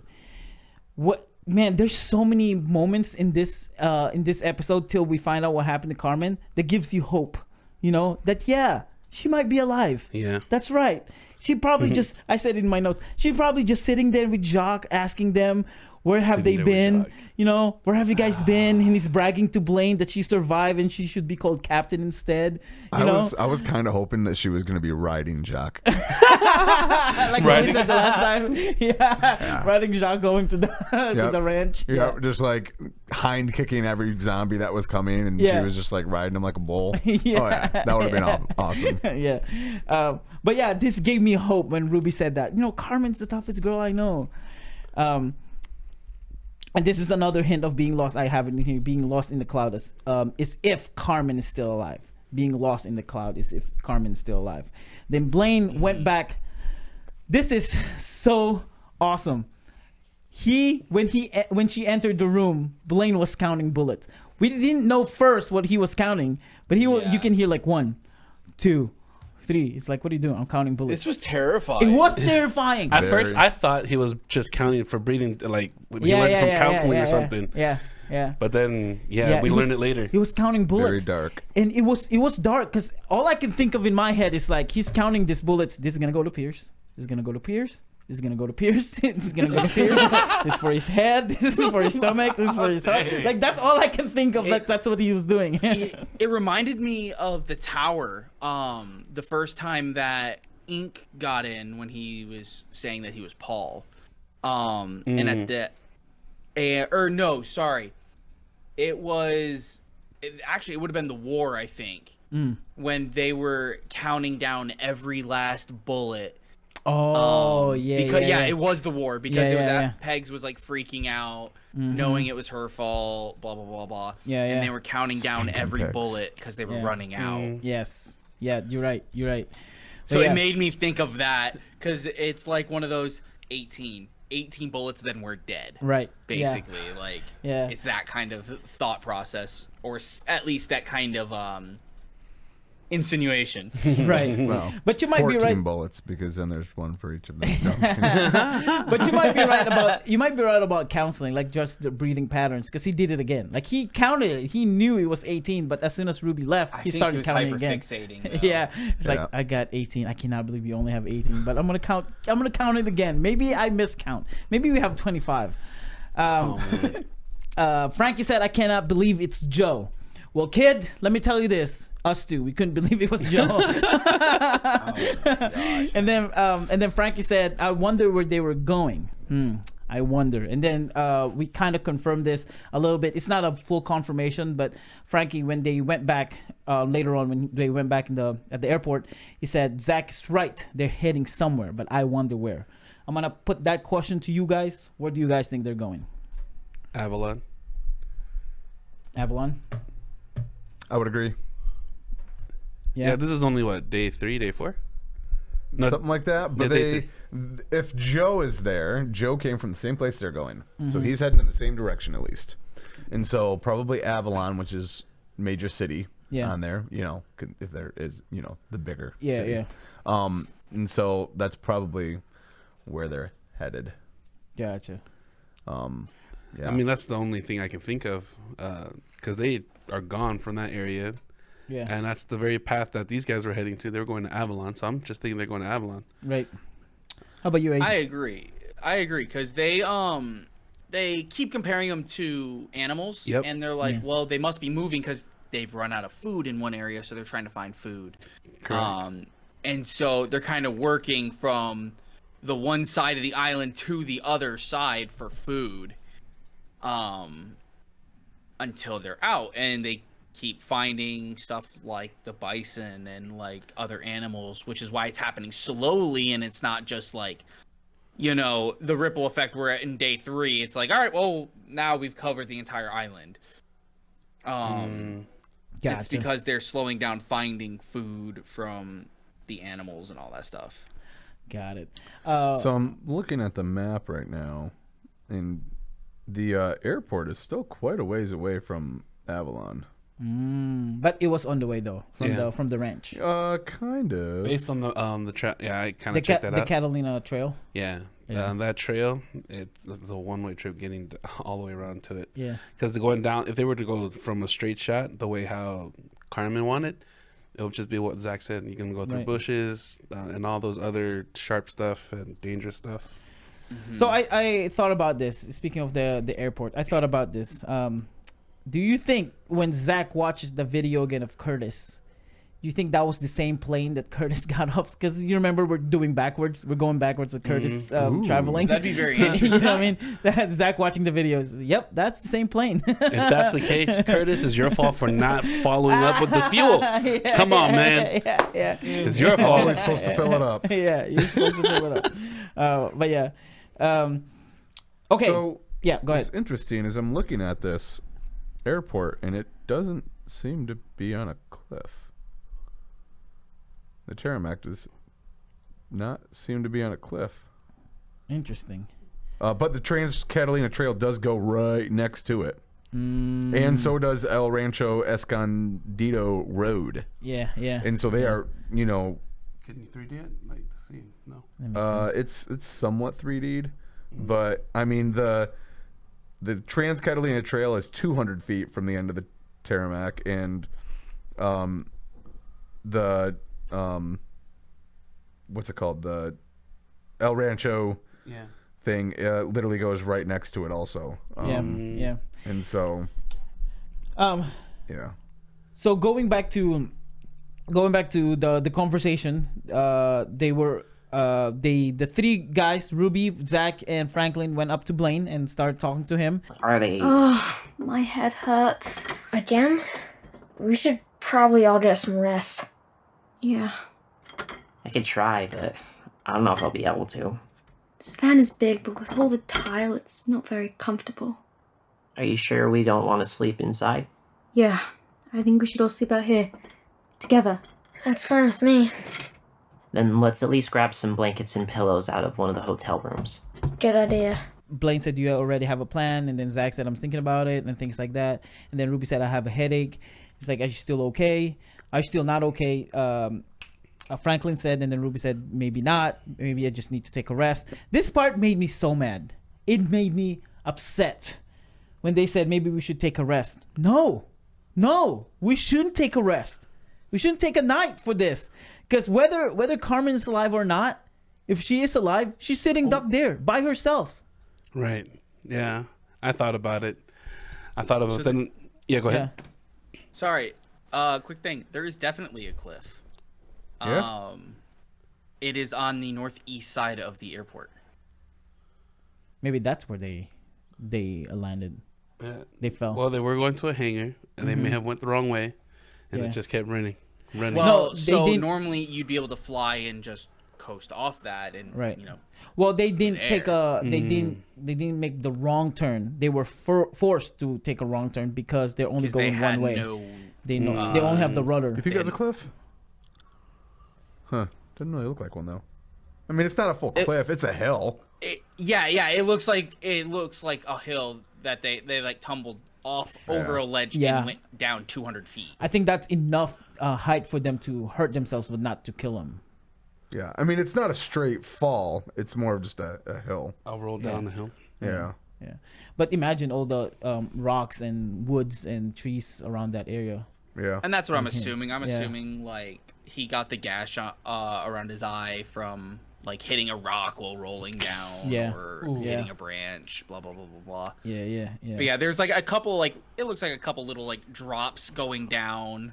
Right. And And like they could- there's probably like a good like 10 to 15 foot drop. Right. In And- some spots.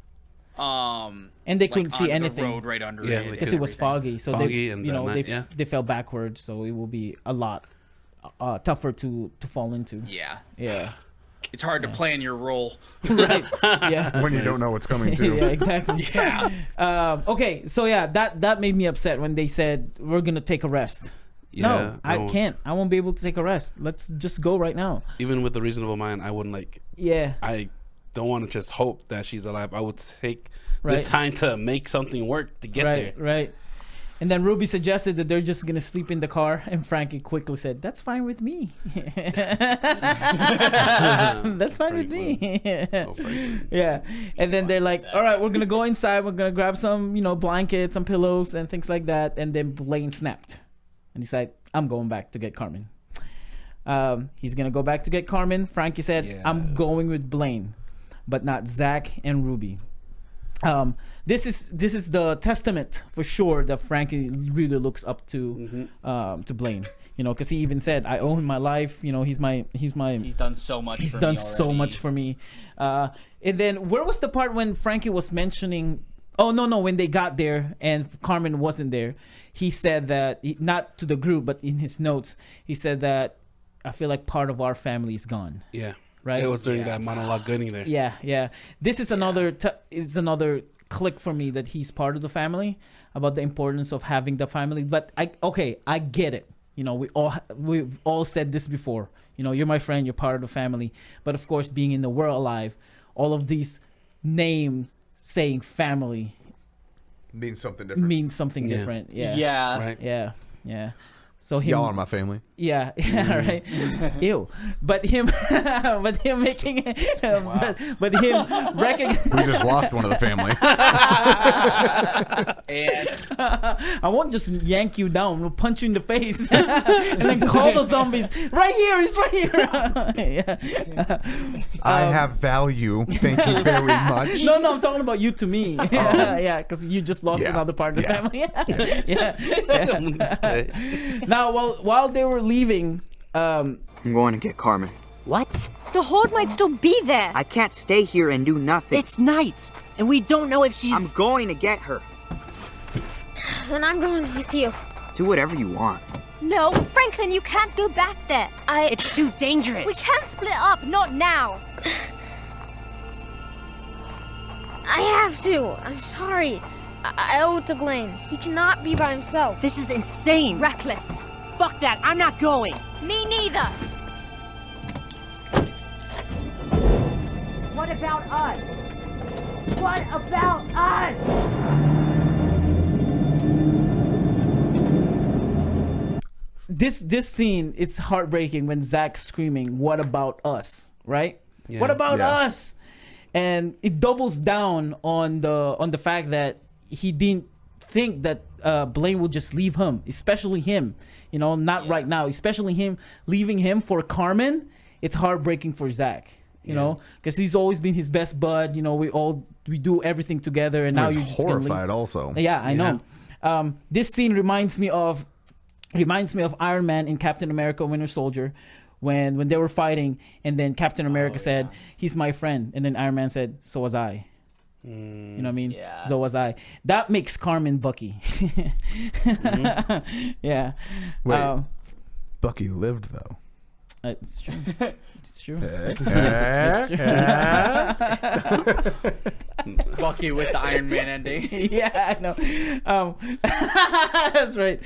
Now Frankie said, so they got there. They got to the place. The place is empty. Nobody's there. And Blaine gave him the gun. Yeah. Right? It's like that you hold the gun. Then while they're walking, Frankie said, "What if she's turned?" Blaine said, "That's why I gave you the rifle." Yeah. And Frankie said, "Well, I don't think I can do it. I don't think I can do that either." We had this conversation, similar conversations. Like if either of us were to turn, you would have said, "Bro, I love you, but you gotta go." Yeah. And I love you, but bye. Yeah. But I told you how I felt. It's like if it was you, for me, man, I would have felt very emotional, lock you up in a room. Right. But yeah. Well, okay. Let me rephrase that now. Let me go back. Okay.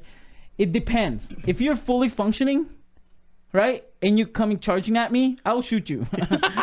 But if you're crawling like one of those zombies that got hit by the propeller, right, and they're still alive, I might keep you around. Because you can't really do anything. Throw him some rice cakes, feed him a little bit here and there. I'm not your friend no more. I'm your pet. I'm like, I need to throw this food away. Break your legs so you can't move. No, because isn't that what happened in, what was that one movie? Dawn of the Dead or something like that? Like his best bud? Not Dawn of the Dead.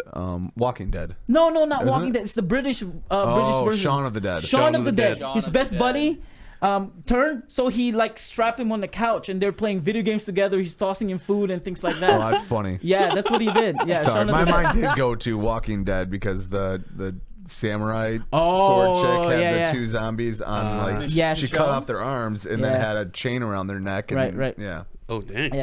Yeah. And even the little kid, remember that in Walking Dead? That was a tragic moment when they were keeping all their family members in the barn and then just let him go. It's like, let's just kill him. And then he killed all of them. Oh, that was awful. Yeah, but that scene, he said, I can't do it. I don't think I can shoot him.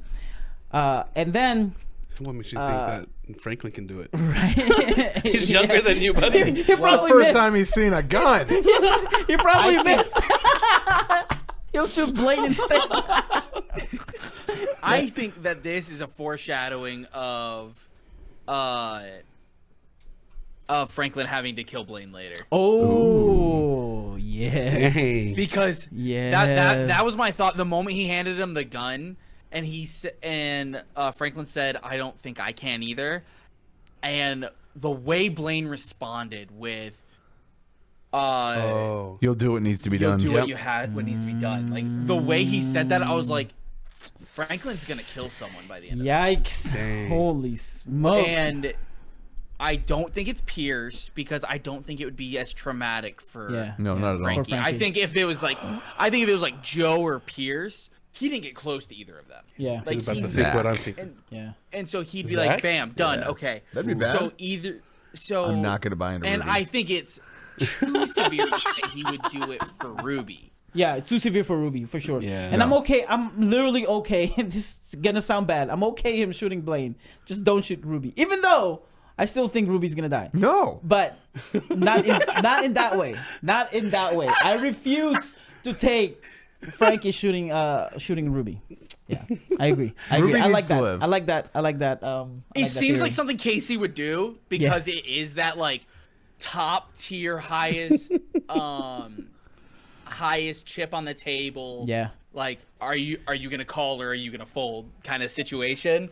But I just don't think so. Yeah. I don't think that's. Listen to me, gonna be the way it guys. Listen to me. Listen to me. Where's my camera? Right here. Listen to me.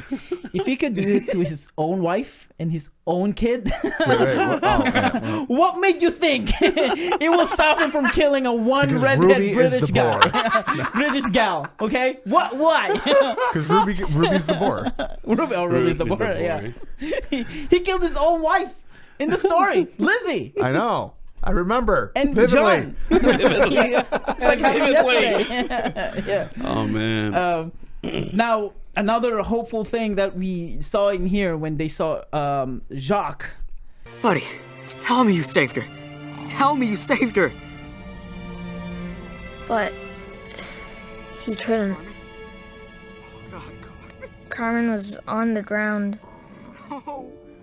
all curled up in a little ball next to Jacques. It's like the joyful moments. Like, Right. oh, wait, Jacques is alive. Yeah, man. That means Carmen is alive.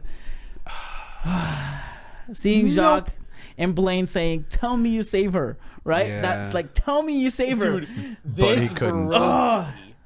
yes. This is the breaking scene. Yeah. This is it. Yeah, this is not my break. Up until this moment, this exact moment, we all had that little bit of hope of like, Yeah. maybe. Yeah. This is one of the moments that broke me, but this is not the moment that broke me. And then it was mentioned here. Frankie said that Blaine still tried to do something. Yeah, I save tried to her. Shake her awake or do something, but He Frankie tried to shake her back to life. But Frankie mentioned that she managed to be not to turn like them, but she's also not like us. Now, yeah. So that means She was was like really broken, battered and broken. Yeah. By hoofs. Bro, it would make sense. Like It makes sense. like a 2-ton weight of the beast. I mean, if a bison is kicking off a bunch of the Yeah. infected off of her, I mean, it makes sense. It reminds me of that one book that we were required to learn in school. What's the book? The little man and the big dude, but the big dude is a dumb guy, and he choked the girl at the end, or his best friend at the end. Oh, What? It's a book. I forget. What book did you read over Mice? there? No, it's Mice and something. No, Mice and Men? Mice and Men? is it Mice and Men? No, I think so. Three No, Blind Mice? That's the only like traditional school book I could think Of- of. of Mice these and two. Men. No, these two are brothers. I'm too The one is foreigner the for smart short dude, and a tall big, or supposedly big dude, and he always follows his brother. But I think he has what's the word for kids who are special? autistic. What kind of Autistic. special? He's autistic because he loves soft things. He is always yeah. loves soft things. So there was this one time a girl came into the room where I guess she was in danger, and she's trying to help her, but he loved her hair, so he kept touching her hair, but the girl was scared, and then he was telling her to shush, but he was so strong, not realizing his strength, he broke her neck. I actually know what you're talking about. They made a movie out of it. Yeah. Casey will comment. It's like, yep, that's the book. I've read that. But the reason I brought that up is where Jacques comes and tried to save her, but then he may have Yeah. stepped on her. Yeah. I mean, in my mind, what happened is what I initially had assumed happened to Joe. Oh, Where, yeah. Like they kind of like tore her apart. Like they just destroyed her to the point to where she's dead before she had the chance to turn. Yeah. Or, And because she's so much younger, it could have been just easier for her to die, as to where Joe had more vitality and it was easier for him to turn and live, kind of difference. What I can think is it's a combination of both, of your theory and the other theory. What if she got bit or scratched and started turning, and then Jacques realized what's going on, so he killed her? Oh. You know what I mean? Because Frankie said, I don't know how, but she managed not to turn, not to be like Yeah. them. You know I what Am mean? Legend moment with the dog. Yeah, kind of thing. Like she But was reversed. She was turning, and then Jacques said, "Well, you're turning, bro. I gotta do this." Bye, son. Yeah, Boston. Yeah. Sorry. This is probably the last episode we'll get that one in. So. Well, yeah, because that's what happened next. Blaine shot him. Holy smokes, bro. But it was out of mercy because Yeah, he but was, you- he was in I actually pain. liked I this know. moment though because It was it very very- much was a peaceful moment instead of Yeah. it being like a rage-filled anything like that.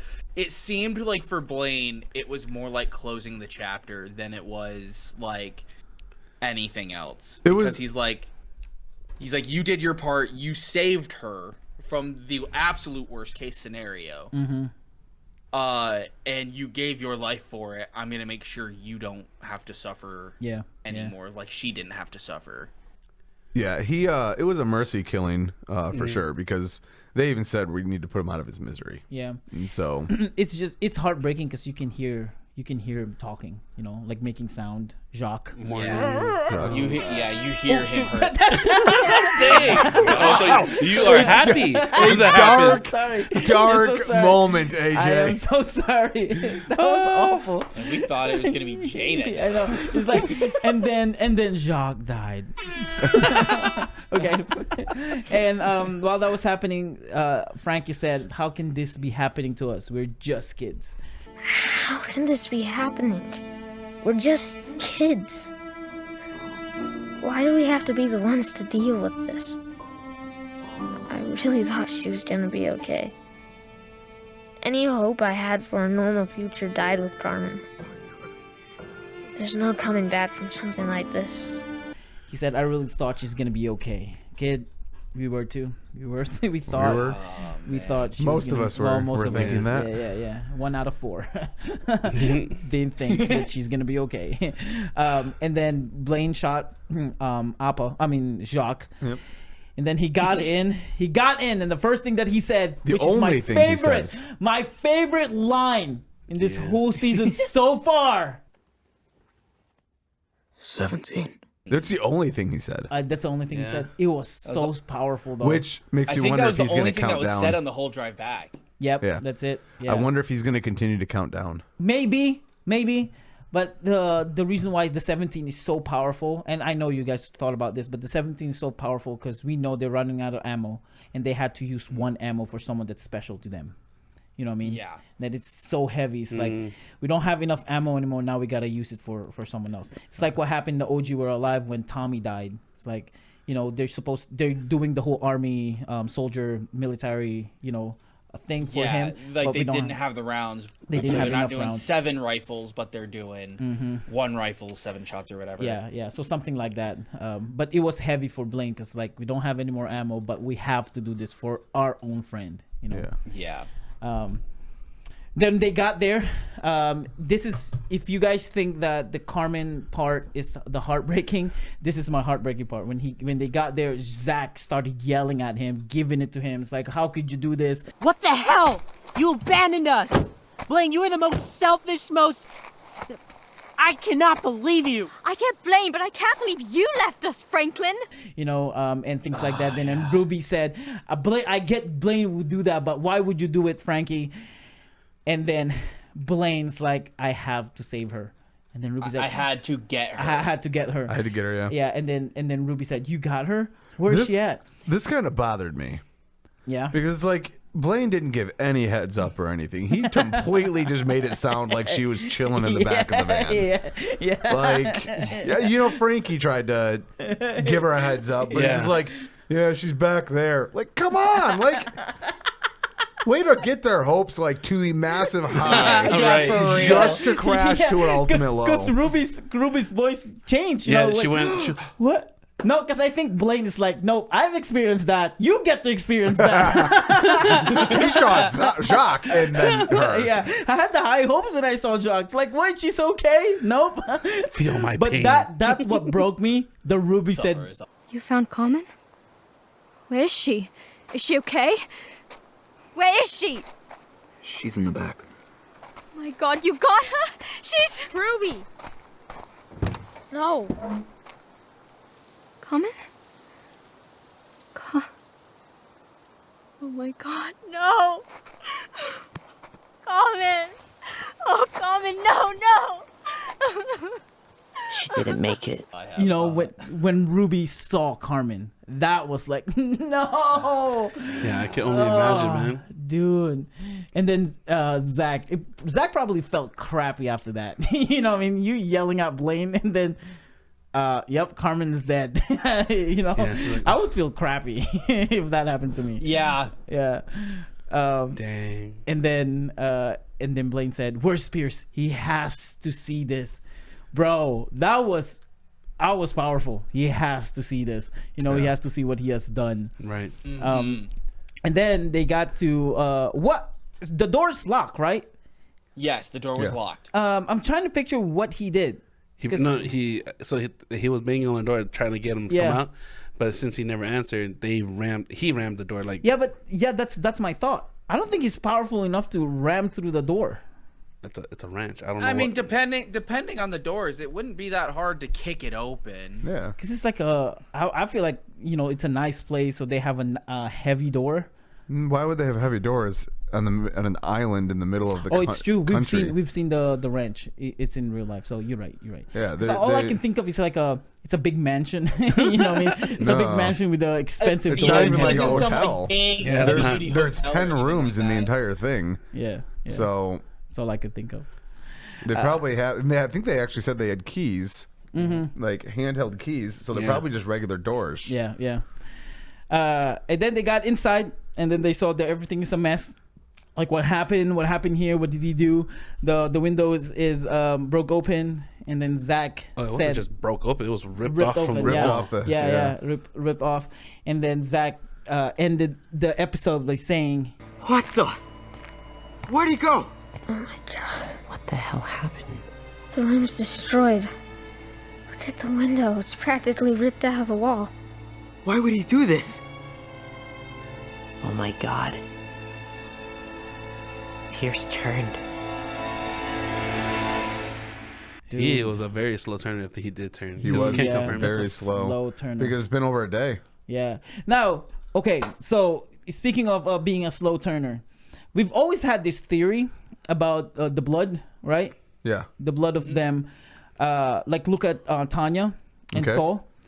They're both immune. Yeah. But with the Chase case, he wasn't really a slow turner. Chase was not. Huh? I know. Chase, well, there's here's no the difference. indication that he was a slow turner. Go ahead. He wasn't a slow turner, because he turned in a much quicker time span than Yeah. Pierce did. Yeah. He had Now- to have because he was surrounded by others. Mm-hmm. So yeah, continue. Sorry. Ace. Now, here's my thought though: is I believe they had the thought process of the more severe the wound, the more severe the infection.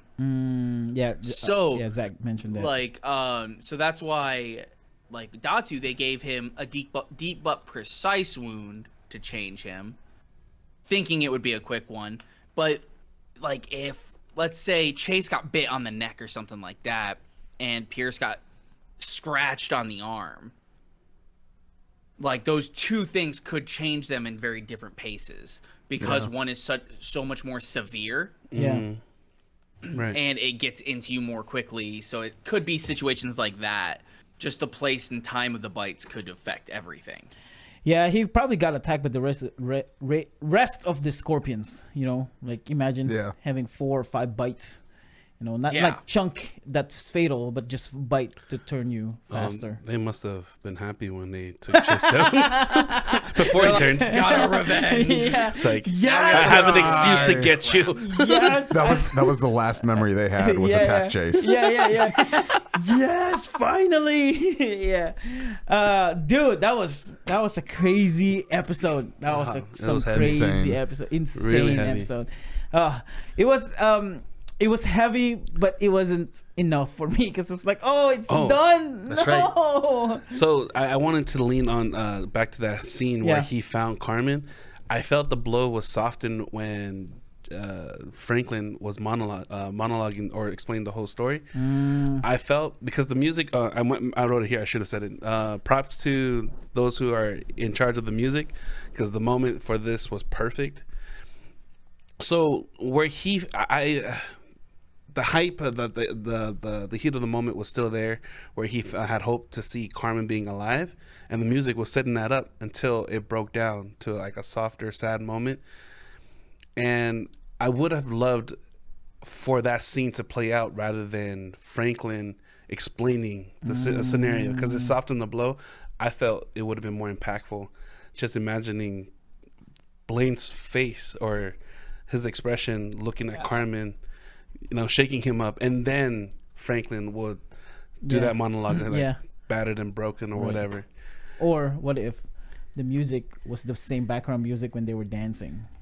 Ooh, what they were imagining? Yeah, what they were imagining. Oh, that's... You know what I mean? That was the background music.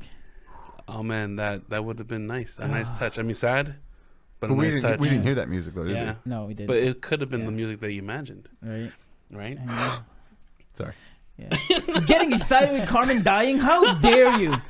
Oh my god! I know. That was not intentional. We know what's happening. We know what's happening. Yeah. But I thought you were gonna say something like, "Oh, with the music, it was time that when he saw Carmen dead, he hit D flat." The same note. Sorry, I'm not pitch perfect. I wish I was, but I'm not pitch perfect. I thought that's where you're gonna go. I know. It was D flat, like dead, and then flat. Flat on the ground. Dead with a flat line. Dead with a flat line. I know.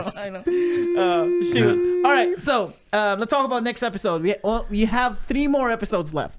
Okay. 3 more episodes. That's what Casey said. Because I messaged him. I said, "This is Casey. No." I said, "Casey, no. Why? Why would you do that? This is heartbreaking." And then he said, "Yeah, imagine we have 3 more episodes." I'm like, I know. Which means there's so much more that he's gonna do to us. I know. Oh my gosh. Rude.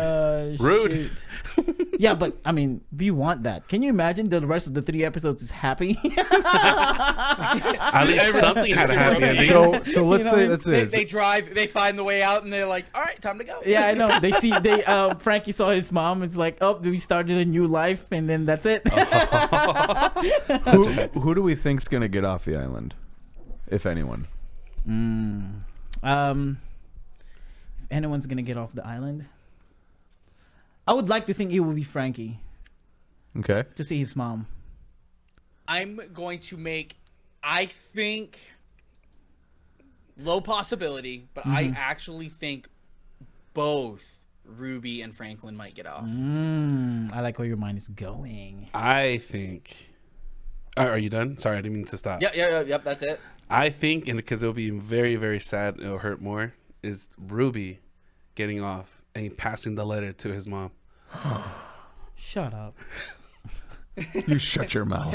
Shut your mouth. And With just the- like be this hard. bonus, With the not allowed to be pictures? on With the pictures. Oh! The photo booth Oh pictures. my That's the only gosh. last moment. Yeah, I just thought about it. It's like, oh man, that would hurt more. Oh, Ruby. I'm feeling that hurt right now. Oh Hey. gosh. Or it could be worse. It could be Ruby got off the island, and delivering the letter, and then on the way there, she died, and then the mom saw the letter with the pictures. I think the saddest but most powerful ending would be like, at least the most powerful one that I could think of would be Ruby being the only one to get off, and Oh yeah. like being asked to take the journal. Oh yeah.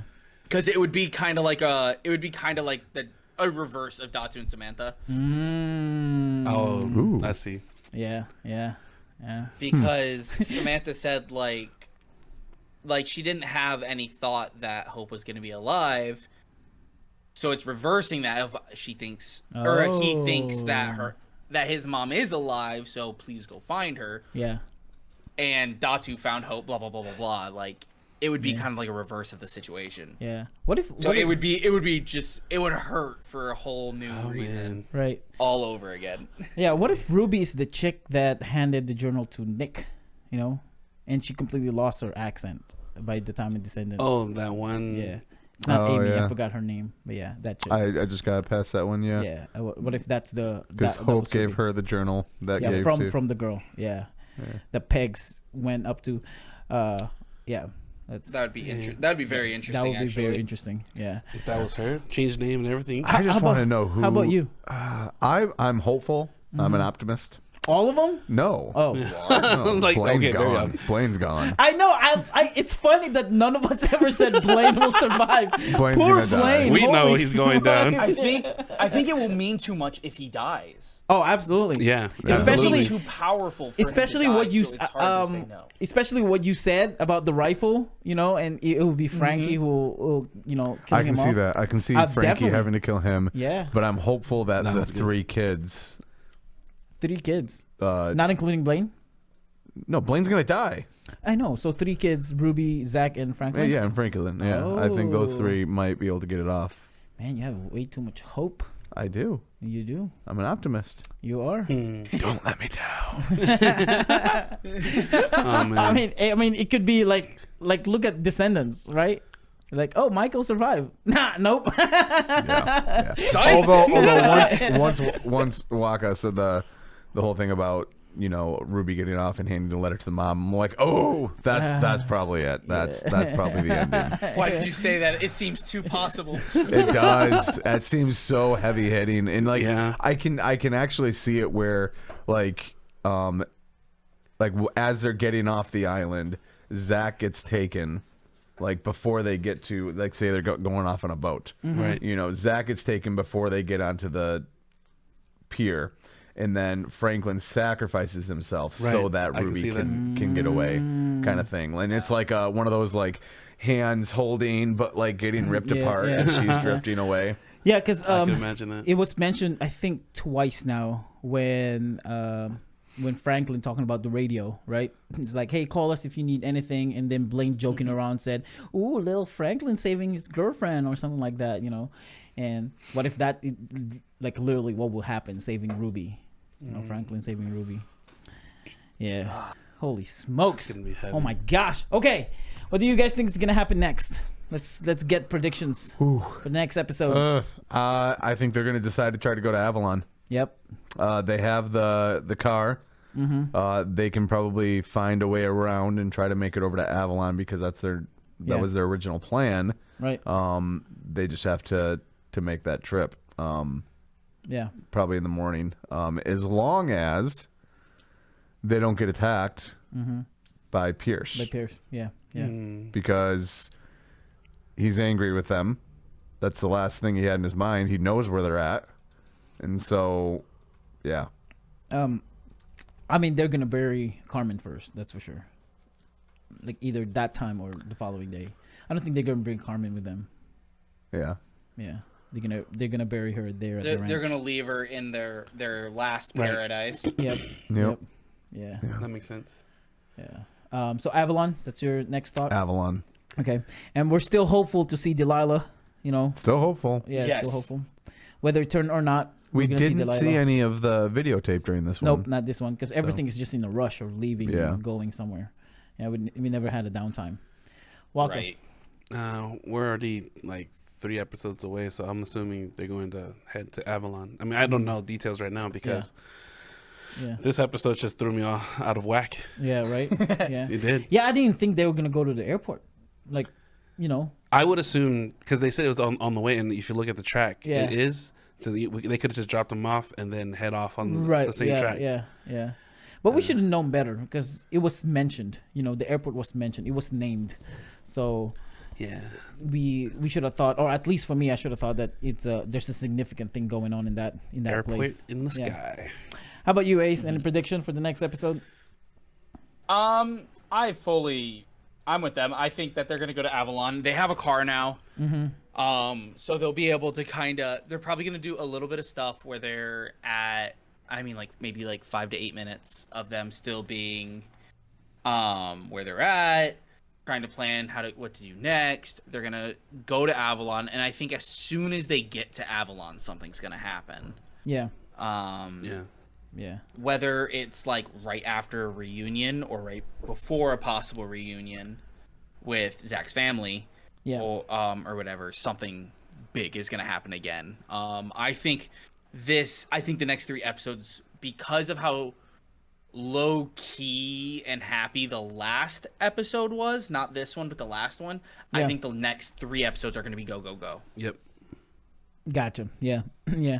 I forgot to mention that when they were hiding in the hangar or in the plane. In the plane. Carmen said, "I wish we have the fish right now."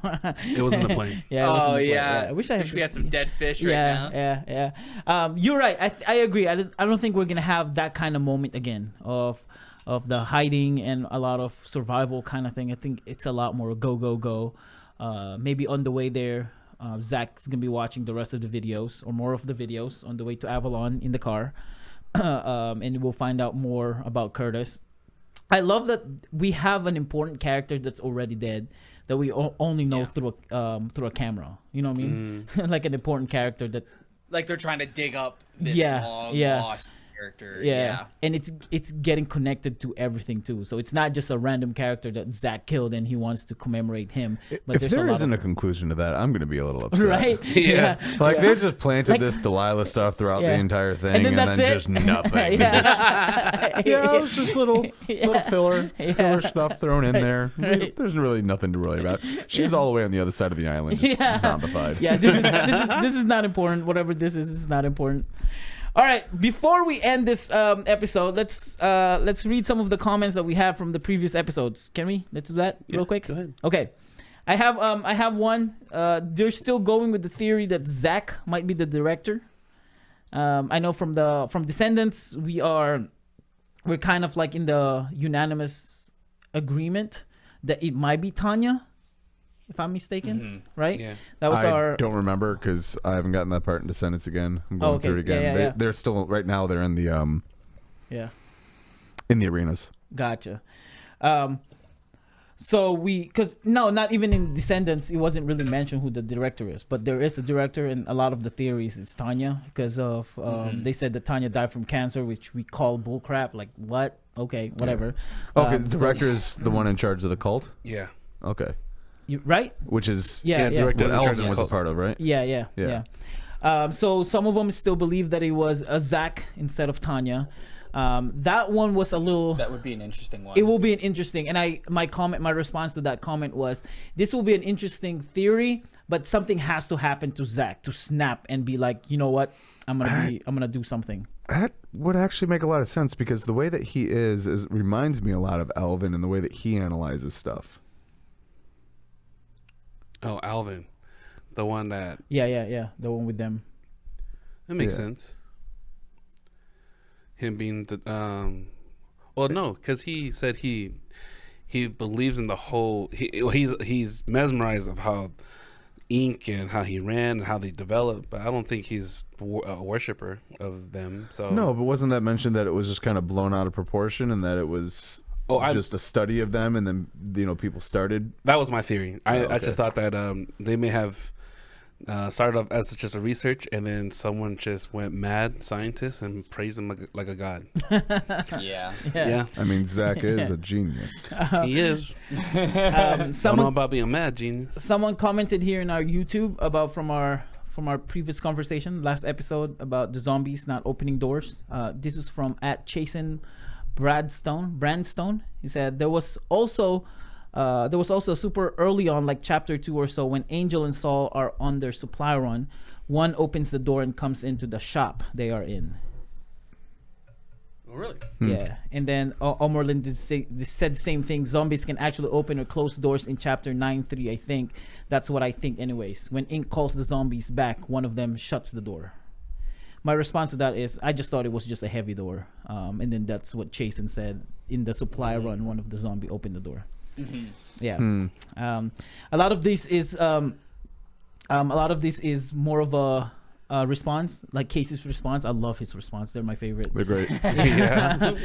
Chasen commented here, who are we referring to as the lover? I think this was towards me when I said Angel and his girlfriend lover, Cindy or Riley, because Angel might have been into Riley, but she wanted Lizzie. He said that Angel might want Lizzie. Oh. Yeah, I don't think he wanted Lizzie. I don't think he wanted Lizzie. Yeah.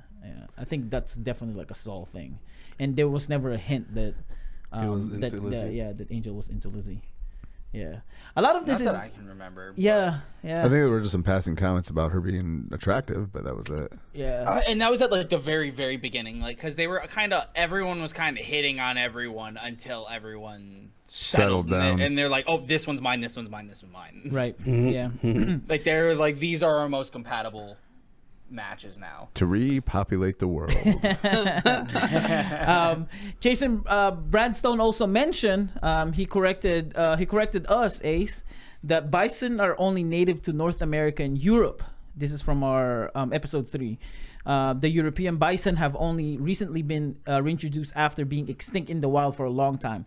What we're referring to is, which I could actually see the confusion because they kind of look the same, are yaks in South Asia. Not bison, the yaks. But if you look at their pictures, they're kind of almost similar, of the baggy, hairy but the face is different. But yeah, Asia will be yaks instead of bison. Makes sense. So Yeah. Jacques Bison. All right, that's it. I still don't know how to spell Jacques' name. JACQUES. Yeah, but with the and the That makes so much sense. the E or something like that. Yeah. Cool, man, dude. Let's go. What a great episode. What a banger episode. It was a heartbreaking, not heartwarming, heartbreaking episode. Definitely. Yeah. I cannot wait for all these Carmen hater to go back and said, why did Carmen die? Because literally when Carmen showed up on episode 2, every single people was like, I hate Carmen. Carmen gotta go. Carmen is the worst. Your wish is condemned. Yeah. And, now what do you say about Carmen, huh? Because I even Good riddance. Dude, I even told him, I said, give Carmen a chance. Because I said this in our pod, give Carmen a chance. Remember Kelly, how much you hated her? And then look what happened to her. She was great. And we still hated her. No, I love Kelly. Especially after Colony episode. I love Kelly. But yeah. Man. Give Carmen a chance. Well, you can't now. We did. She was still overbearing and annoying at times. Yeah, she did. Oh man, I can't wait what you guys say about Carmen. All you guys hitting on her. I can only imagine. Yeah, and I can't wait for Ruby's death. All right, with that said, Yo, My God. this guy. with that This said, guy. thank you guys so much for watching to this podcast. We'll see you guys for the next one. Bye. Bye. Late. Bye-bye.